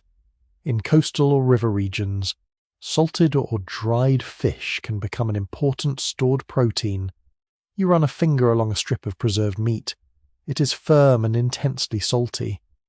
Nobody has designed it for delicate tasting notes. The goal is to make an animal remain edible weeks or months beyond the day it was killed. Preservation changes flavour, texture, and preparation. Salted foods may need soaking before cooking. Dried ingredients may need long simmering. Smoke contributes another layer of preservation and taste. A winter meal therefore carries traces of earlier seasons. Summer herbs, autumn grain, slaughter season meat, cheese made when milk was more plentiful, fruit dried when orchards were productive. The table becomes a calendar you can eat. Cheese is especially practical because milk is difficult to store fresh without refrigeration. Transforming milk into cheese concentrates nutrients and extends usefulness. Different cheeses keep for different lengths of time. Harder varieties can endure longer storage than fresh, soft cheeses. A wheel of cheese sitting on a shelf is effectively milk persuaded to wait. You admire this achievement. The cow may have stopped producing heavily for the season, but part of its earlier abundance remains in solid form. Oddly enough, some medieval cheeses become so hard during storage that they are better grated, crumbled, soaked, or cooked rather than attacked directly with optimistic teeth. Dental courage has limits. Ale and beer also appear frequently in medieval diets, particularly in regions where grain-based drinks are common. These beverages provide fluid, calories, and a familiar part of daily consumption. Strength varies considerably. Not every mug contains the powerful alcohol content associated with a modern night at the tavern. Some household ales can be comparatively weak and consumed as ordinary nourishment. Brewing also uses grain that might otherwise become bread. So producing drink is another calculation involving resources. You raise a cup. The flavour may be cloudy, grainy, slightly sour, or herbal depending on method. Hops become increasingly important in brewing over time and in different regions, but other herbs can also flavour earlier ales. The drink is not necessarily served icy cold. Thankfully, you are cold enough already. Winter vegetables depend heavily on what stores well. Onions, leeks, cabbages, turnips, parsnips, and similar hardy foods can remain important where climate and storage permit. Some can stay in the ground for part of the season. Others are kept in cool spaces. The trick is protecting them from both rot and severe freezing. Too warm and food spoils. Too cold and some foods are damaged. The medieval pantry therefore lives within a narrow compromise. Cool is useful. Frozen solid is less charming. A curious footnote is that storage pits and buried or semi-buried spaces can exploit the Earth's relatively stable temperature. The ground moderates sudden changes better than exposed air. Roots and other foods may therefore be protected using pits, cellars, clamps, straw coverings, or other locally appropriate techniques. The Earth becomes a kind of passive refrigerator, although calling it that may give the impression that someone has thoughtfully installed a light inside. They have not. Finding the onions in darkness remains your problem. You also discover that winter meals may follow religious calendars. Christian fasting rules can restrict meat or animal products on particular days and seasons, although actual observance varies by period, place, status, and circumstance. Fish can become especially important where meat is forbidden. This creates demand for preserved fish far from the coast. Salted herring, for example, can travel significant distances through medieval trade networks. Even an ordinary village meal may therefore connect distant landscapes. A fish caught far away becomes part of winter supper after preservation, transport, sale, and preparation. The peasant world is local, but not always isolated. Scholars bicker over how nutritionally poor medieval peasant diets really are. Skeletal evidence, household accounts, archaeological remains, and written records can point in different directions depending on time and place. Some rural communities may have access to surprisingly varied foods, including legumes, dairy products, vegetables, fish, and occasional meat. Other households suffer severe nutritional stress, especially when harvests fail or prices rise. There is no universal peasant menu. Social inequality reaches the table as efficiently as it reaches almost everything else. Still, one principle remains obvious as you watch bowls being filled. Calories matter. A person walking through freezing wind needs energy. A labourer splitting wood needs energy. A woman carrying water needs energy. A child growing through winter needs energy. An older person trying to maintain body temperature needs energy. The household therefore values foods that are filling, durable, divisible, and difficult to waste. Even leftovers can be transformed. Stale bread enters liquid. Bones flavour broth. Fat is saved. Vegetable scraps join a pot when suitable. Cheese ends are eaten. Nothing edible receives an easy dismissal. You sit with a bowl between your hands. Heat rises from it and warms your fingers. The first spoonful is thick enough to require patience. Grain, peas, onions, perhaps a little fat, simple, repetitive, perhaps. But repetition has a comforting side when the food continues to exist. The true terror of a winter pantry is not boredom. It is emptiness. So portions are watched. Stores are checked. Better ingredients are stretched. A little meat flavours many bowls rather than becoming one enormous serving. A small piece of cheese accompanies bread. Ale contributes calories beside food. Preservation extends abundance beyond its natural season. You begin to see the winter meal differently. It is not merely supper, it is warmth, waiting inside food. The body takes grain, beans, fat, cheese, bread, and drink and turns them into movement and heat. No flame has to fill the whole room. The most important furnace is already inside you. You lift another spoonful. Outside, frost can harden the fields. Inside, the meal disappears slowly into hungry bodies, and with every mouthful, stored summer becomes winter strength. Morning arrives reluctantly. The darkness outside has softened into a dull grey, but the sun is still hidden behind low cloud. and the village seems to wake by sound before it wakes by light. A wooden bucket scrapes across the floor. A stool shifts. Somewhere nearby, a spinning wheel begins its faint rhythmic murmur. You stretch beneath heavy clothing and discover that remaining perfectly still is not especially helpful. The room is cold enough that movement quickly becomes attractive. You stand.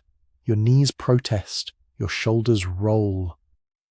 Within a few minutes of walking, lifting, carrying, and working, your body begins to produce more heat. This is one of the simplest winter survival tools available. Muscles generate warmth when they work.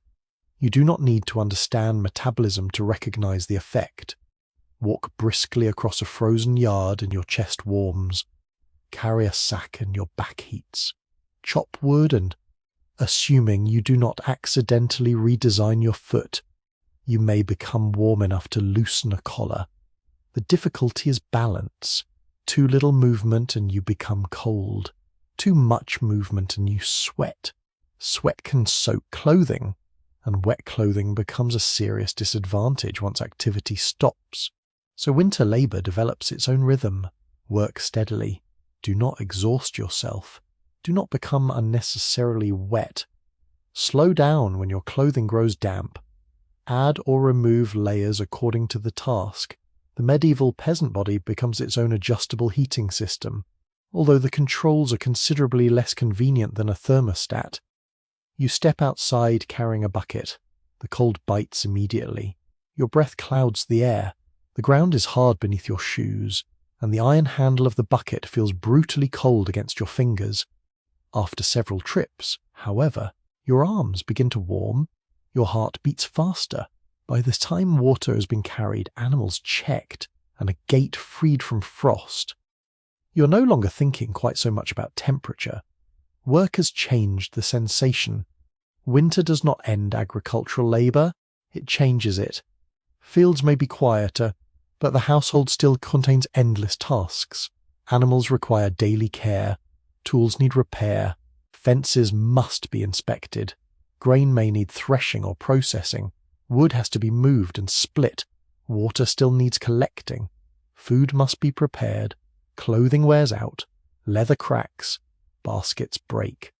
Nothing politely agrees to remain functional merely because the weather is unpleasant.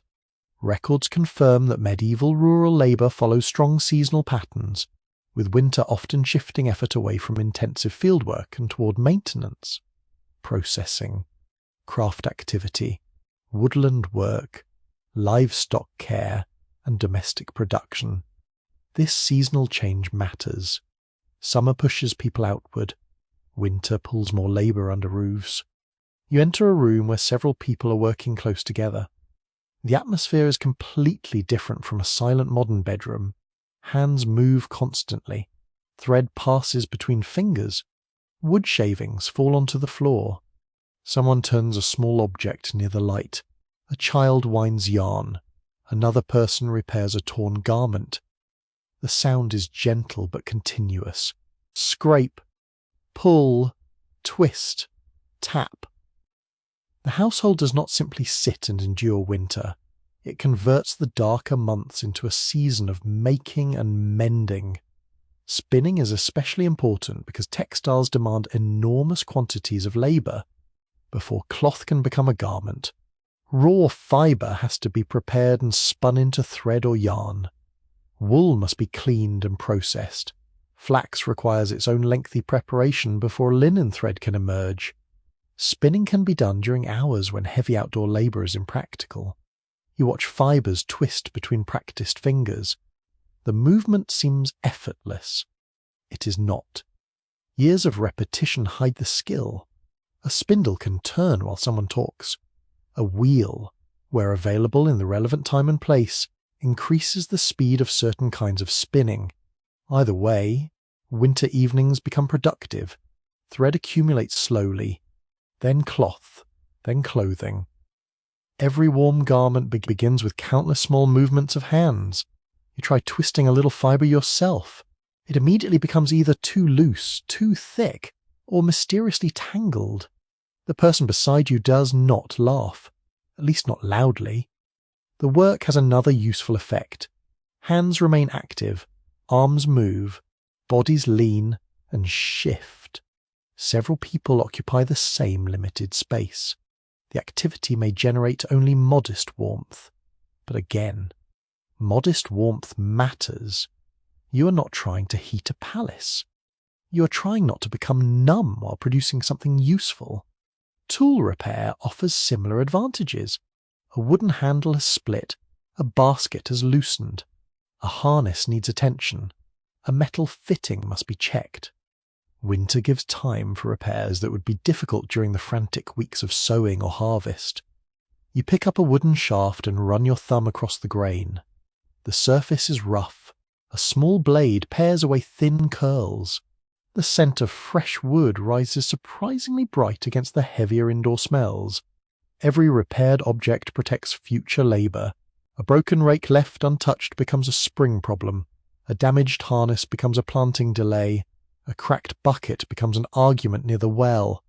Maintenance is therefore a quiet form of preparation. The cold months allow the household to restore the tools that warmer months will demand.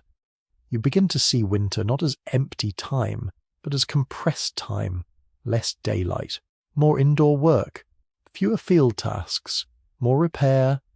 The pace changes rather than stopping. Communal work also becomes important. Certain activities are easier when several people participate. Threshing grain, preparing fibres, repairing structures, processing food, or handling larger materials can involve neighbours, relatives, servants, or hired help. The gathering itself creates warmth. A room containing many people feels different from one containing one lonely sleeper. Conversation rises, hands stay busy, someone tells a story, someone corrects the story, someone insists the event happened completely differently. This is how winter work becomes social memory. News circulates while objects are repaired, marriage prospects are discussed, disputes are replayed. Local gossip achieves the impressive speed it has maintained throughout human history. One curious footnote is that winter labour sometimes produces surprisingly elaborate social gatherings around extremely repetitive work. In later traditional European communities, spinning bees, quilting gatherings, communal shelling, and similar work events are well documented. And medieval evidence suggests that collective labour and evening gatherings also structure rural social life in various forms. The work may be monotonous. The company is not. You can imagine how quickly a room changes when 10 people arrive. More bodies, more voices, more stories, more heat, more opportunities for someone to ask a question that everyone immediately regrets answering. Still, social contact matters in a season when darkness arrives early. Isolation can make winter more difficult psychologically as well as practically. A village bell, a church gathering, a communal task, or a neighbour's visit breaks the long interior hours into recognisable patterns. Religious observance adds another rhythm. Feast days punctuate the season. Church attendance gathers people beyond their households. Calendars are understood through saints' days, festivals, fasts, and agricultural expectations. Winter contains Christmas and other significant observances in Christian Europe, though customs differ by region and century. These days can alter work routines and provide occasions for food, worship, hospitality, and community interaction. You hear a distant bell. The sound crosses frozen air with strange clarity. For a moment, it feels as though the entire village is listening. The bell marks time in a world without personal clocks in every home. It can call people to worship. It can announce important events. It can warn. Sound organizes space. Winter makes these signals especially noticeable because fields are quiet and leaves no longer soften distant noise. A squeak of sandals on packed earth, a mallet striking wood, a dog barking at someone it has known for 6 years. All seem sharper in cold air. Staying indoors does not mean remaining inactive.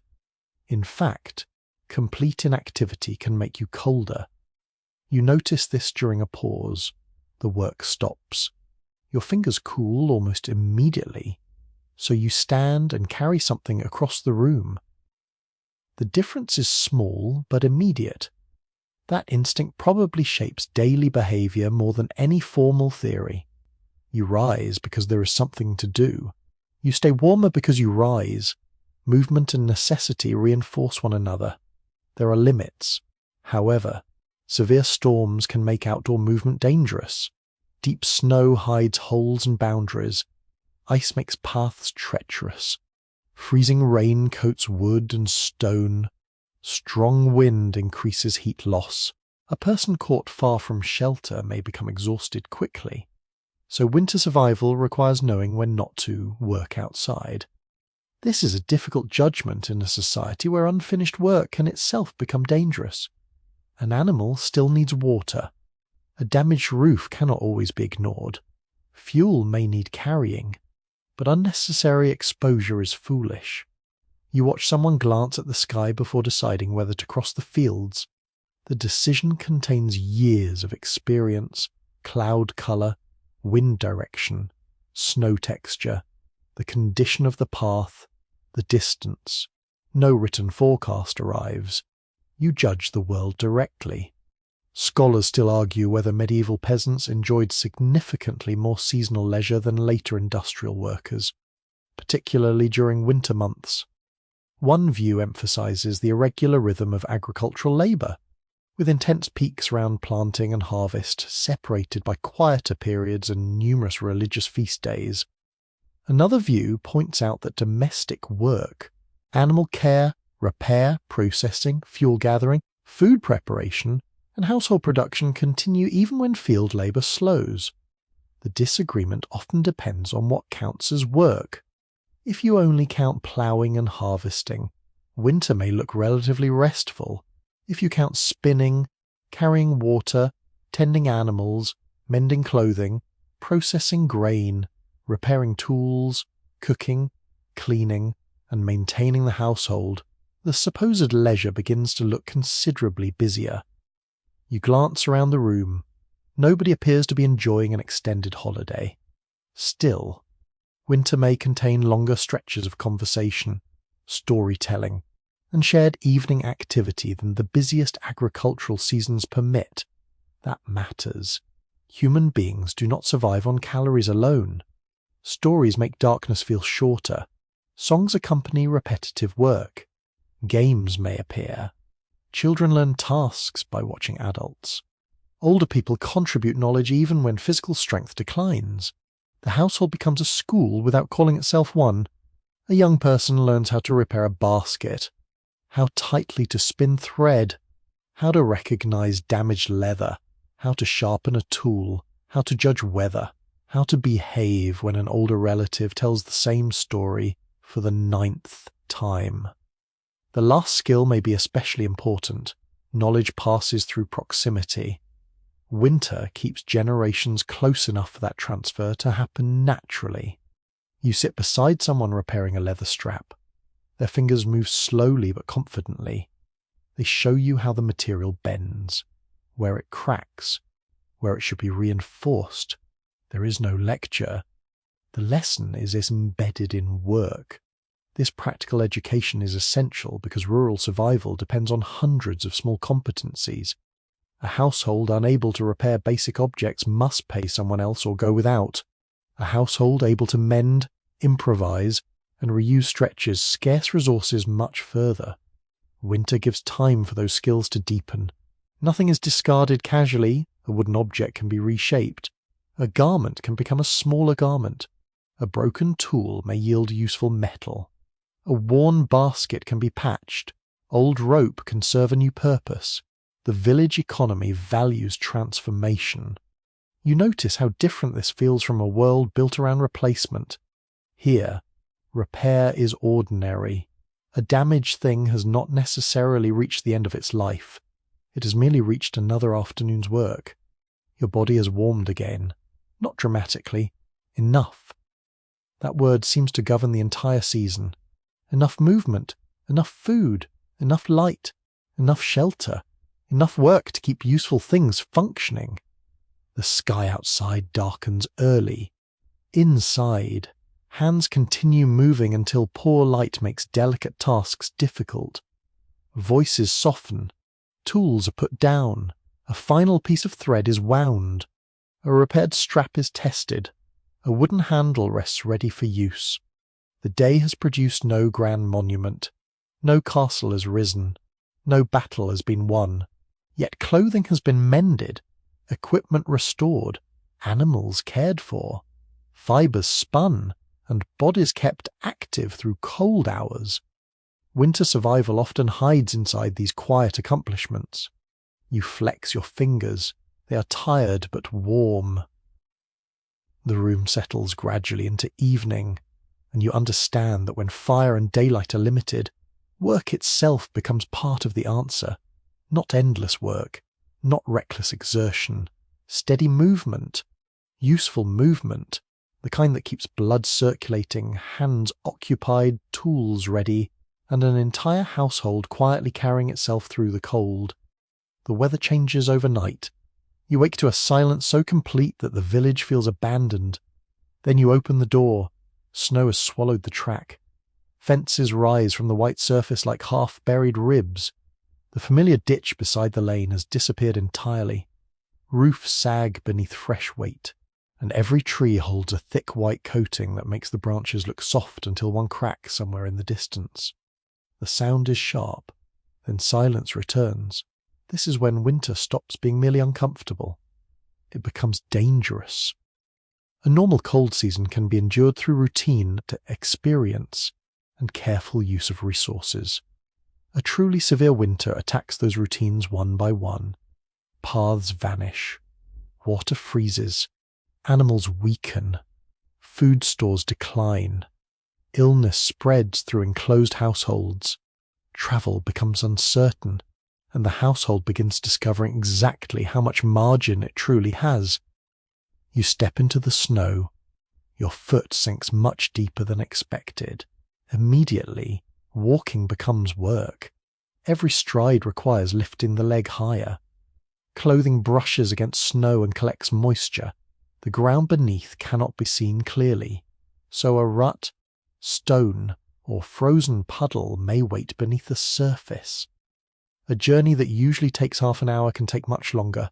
That matters because medieval life depends heavily on movement. Grain must reach mills. Goods must reach markets. Messages must travel. Priests, officials, merchants, craftsmen, and labourers move between communities. Families visit relatives. People seek medical or religious assistance. A deep snowfall interrupts all of it. Records confirm that medieval roads vary enormously in quality and are often vulnerable to mud, ice, flooding, and seasonal deterioration. A road is not necessarily a smooth engineered surface. It may be a track hardened by repeated use, with ruts deep enough to catch wheels and low points that fill with water. Once frozen, those ruts become rigid obstacles. A cartwheel can strike one and split. A horse can slip. An axle can fail. Now imagine repairing a broken cart while snow blows sideways across an open road. Suddenly staying home appears very sophisticated. Rivers present another complication. Ice can help or harm.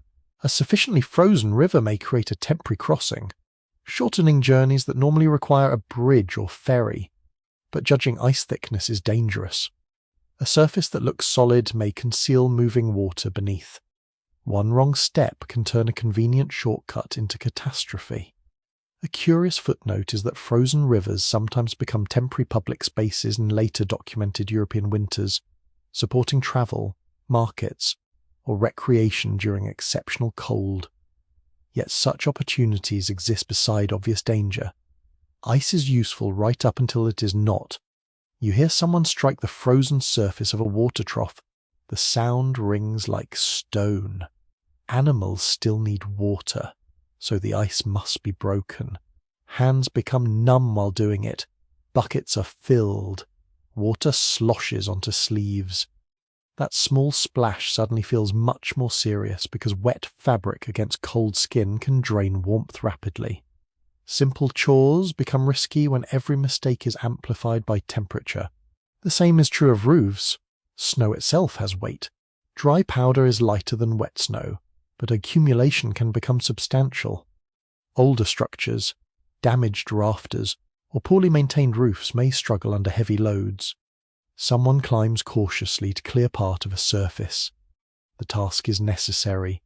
The task is also exactly the sort of thing that creates a second problem while solving the first. A slippery roof, a wooden ladder, frozen hands. What could possibly go wrong? You remain below. Your contribution is moral support. Severe cold can also threaten stored food. This seems strange at first because cold generally helps preservation, but freezing can damage some vegetables, containers, liquids, and storage arrangements. Barrels can be affected. Clay vessels can crack if contents freeze and expand. Root crops may spoil if exposed repeatedly to freeze and thaw cycles. A storage area designed to remain cool may become too cold during an extreme spell.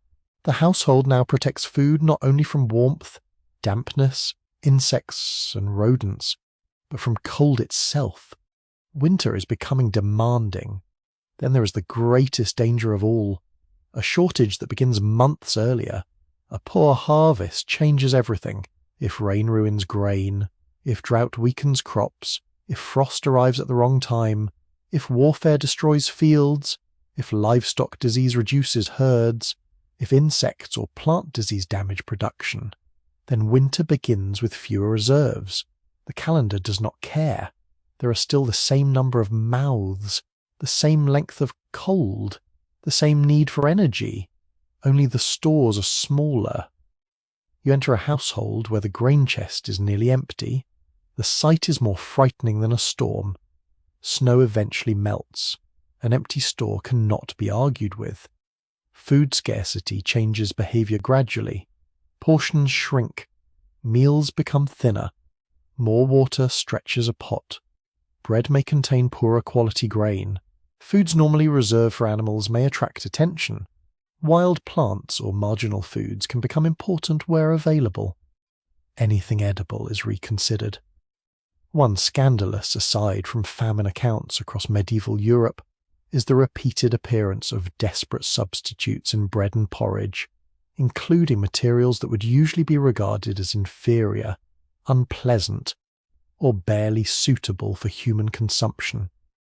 Some reports are exaggerated by chroniclers seeking dramatic effect, others reflect genuine desperation. Either way, hunger widens the definition of food. You notice how quickly this affects warmth. A poorly fed person has less energy. Work becomes harder. The body has fewer calories available for heat. Weakness makes ordinary cold feel harsher. Cold and hunger begin reinforcing one another. You move less because you are tired. You produce less body heat because you move less. You become more vulnerable to illness. Illness reduces appetite and strength. Survival can become a downward spiral built from several small failures rather than one dramatic event. This is why severe winters are especially deadly when combined with harvest failure. The weather alone does not always kill. Scarcity does. Disease does. Isolation does. Poverty does. Winter simply tightens them together. Historians still argue whether climate shocks should be treated as primary causes of medieval famine or as triggers that expose deeper weaknesses in agricultural systems, trade networks, inequality, and political institutions. The disagreement matters because the same bad weather does not affect everyone equally. A wealthy monastery may possess larger stores. A lord may purchase grain. A merchant may import supplies. A poor tenant with little reserve has fewer choices. A cold season is shared. Its consequences are not.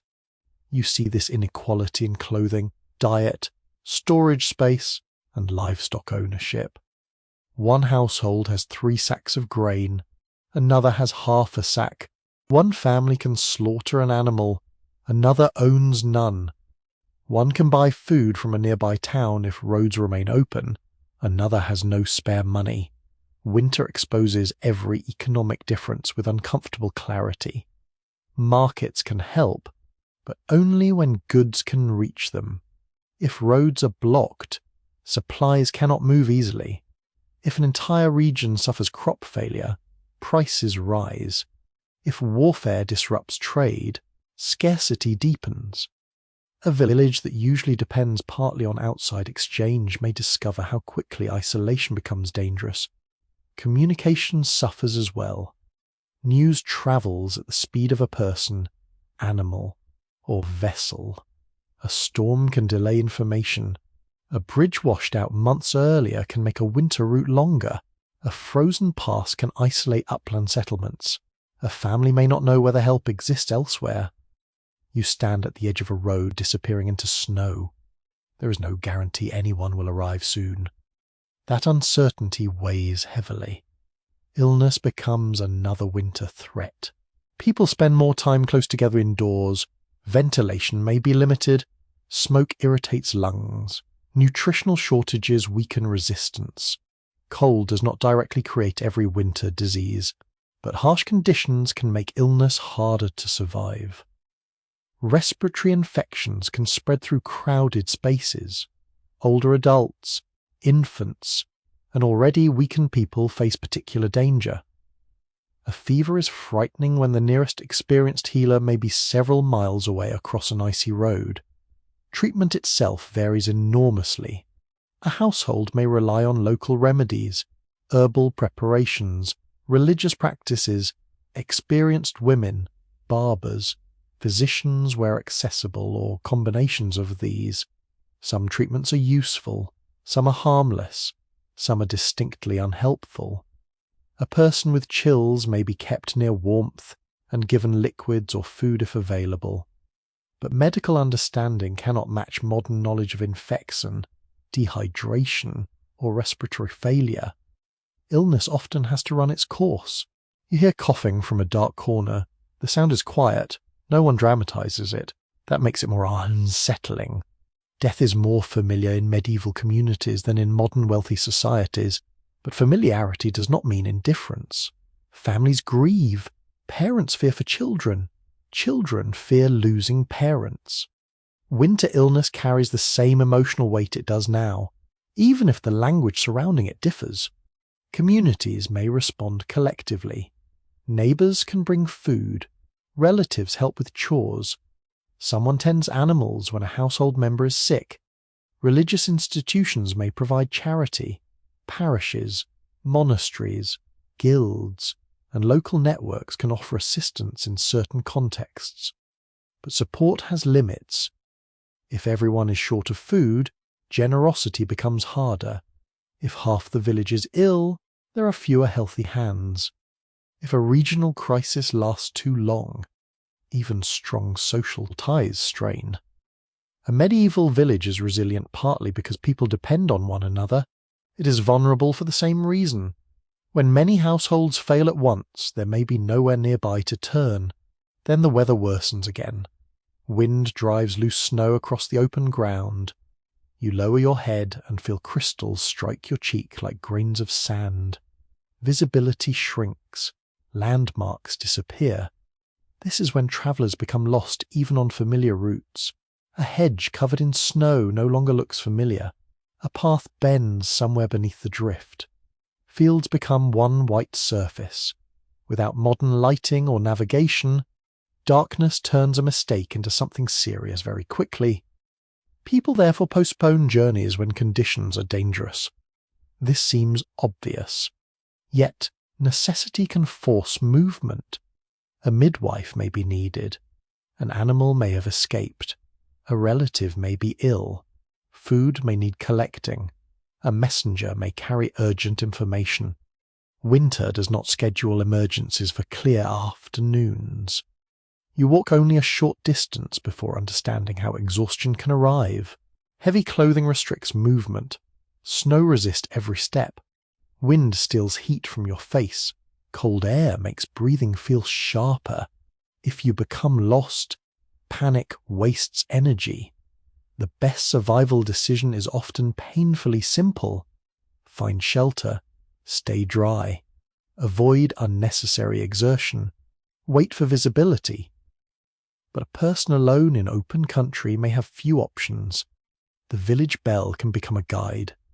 Sound travels through darkness and snow in strange ways. A bell rung during severe weather may help orient someone nearby. Smoke from buildings can also reveal habitation when visibility improves. Hedges, walls, churches, and tree lines provide landmarks known through years of local experience. Local knowledge can save a life.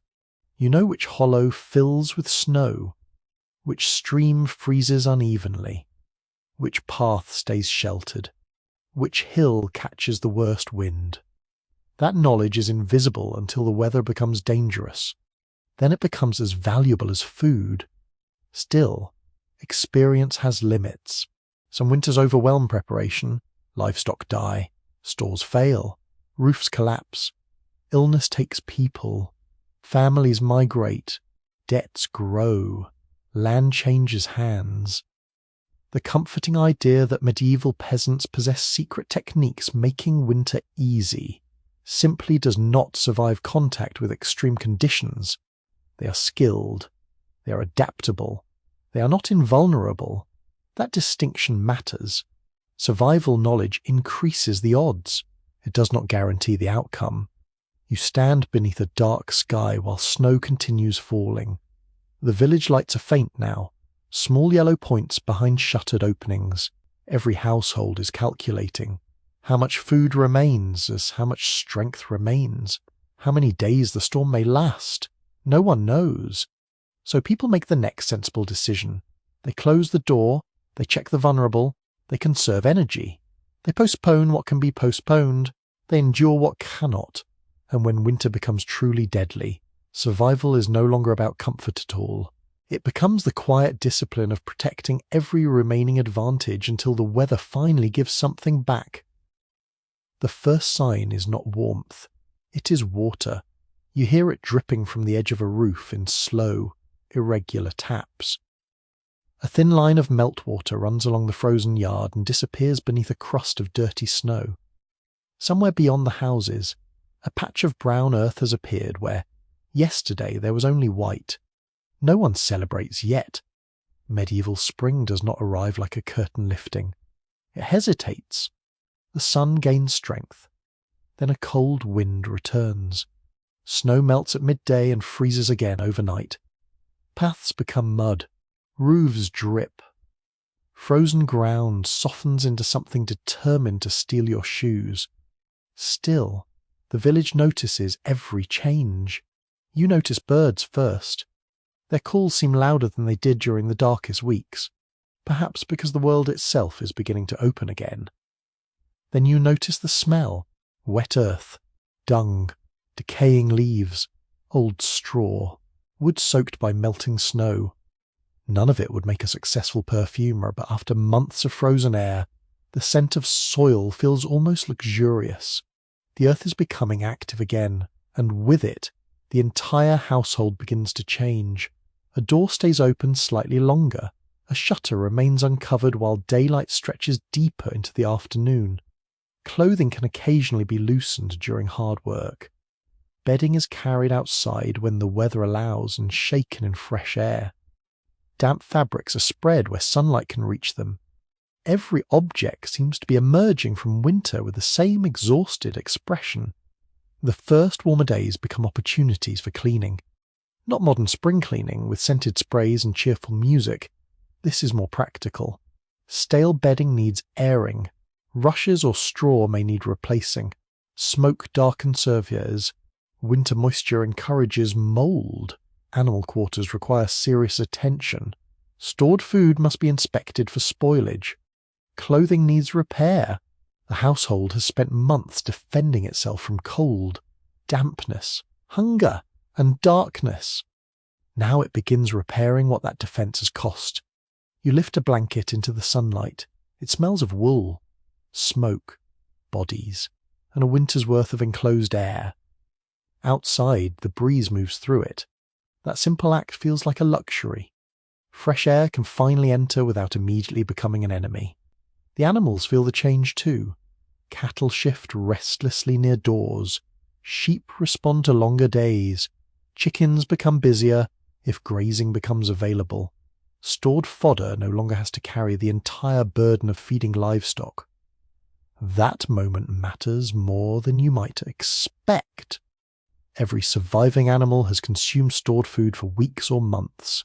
Hay piles shrink, grain reserves diminish, straw disappears into bedding. When fresh grass finally grows strongly enough to support grazing, part of the winter pressure lifts. A cow eating outside is no longer consuming yesterday's summer one armful at a time. Records confirm that the transition from stored winter fodder to fresh grazing is a critical seasonal change in medieval pastoral life. But nobody simply opens a gate at the first green blade. Early pasture can be limited. Wet ground can be damaged by heavy animals. Some fields need protection for crops. Livestock may still require supplementary feeding.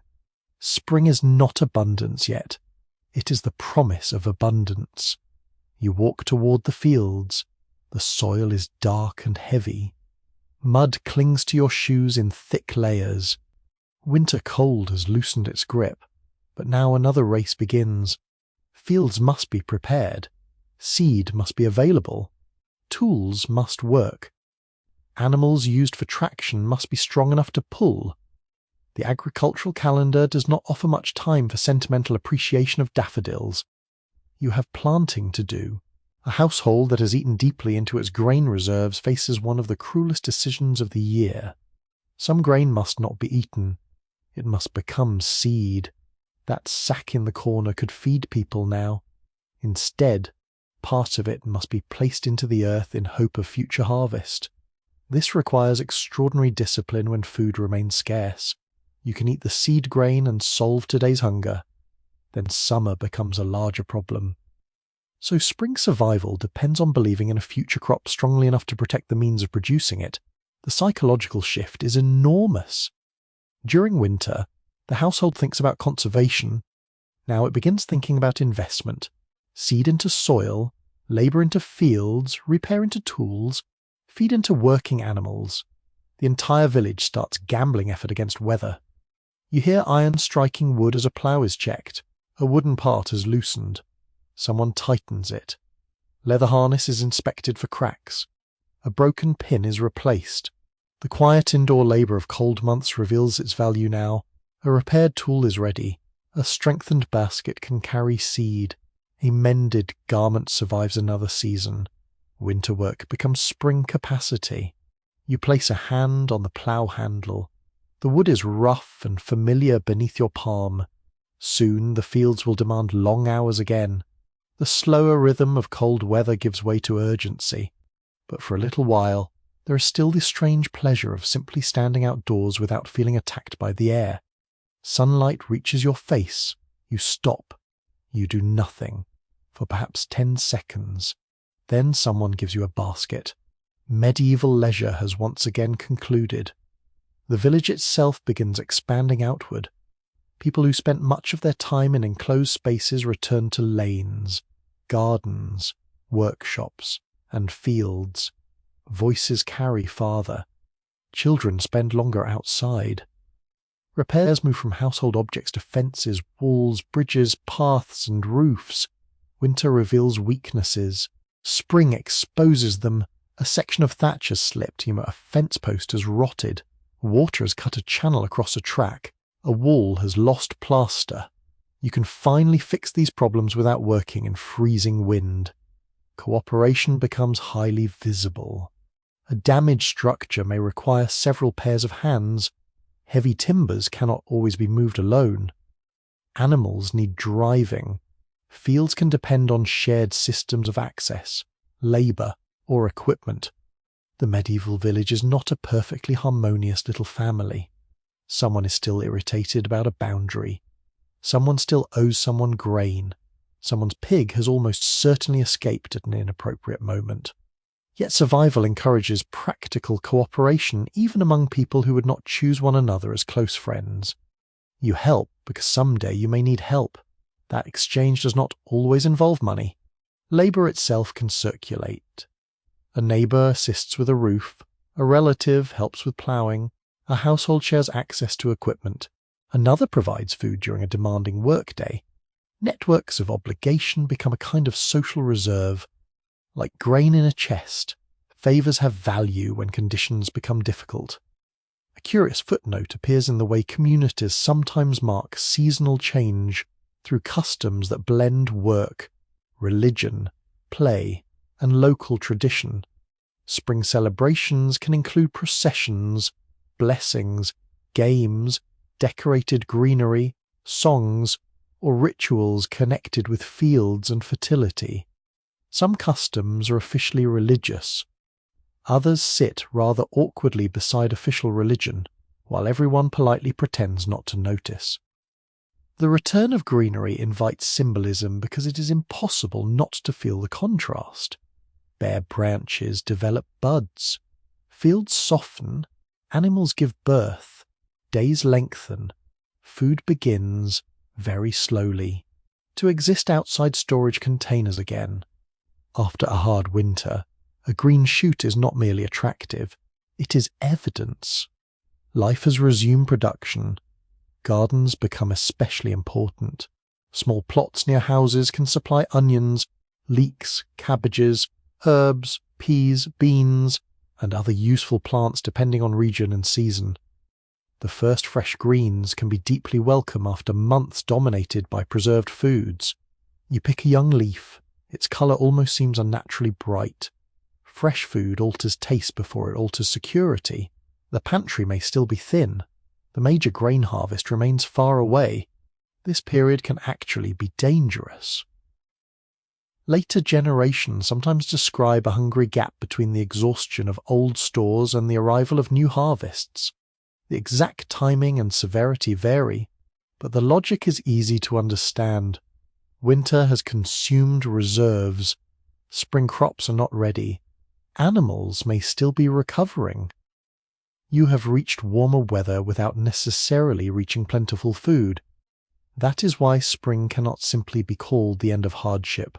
No agreement has been reached on whether medieval rural communities generally experienced late winter and early spring as the most nutritionally precarious part of the agricultural year, because local harvest cycles, livestock practices, market access, storage methods, and climate vary widely. For some households, reserves hold. For others, the final weeks before fresh production becomes reliable are painfully lean. Warmer weather saves fuel. It does not magically refill a grain chest. Still, one major burden is lifting. Your body no longer spends every waking moment defending itself from severe cold. Tasks that once required layers of preparation become simpler. Water is easier to collect when it is not sealed beneath ice. Travel improves as snow disappears, though mud creates its own complaints. Daylight lasts longer. Clothing dries faster. Doors can open. Livestock can move more freely. Fuel consumption falls. Each change returns a small amount of labour to the household. That recovered labour can be redirected toward food production. This is the hidden rhythm of survival. One season releases resources just as another demands them. You begin to see resilience not as heroic toughness, but as flexibility. When conditions change, behaviour changes. Winter requires compression. Spring requires expansion.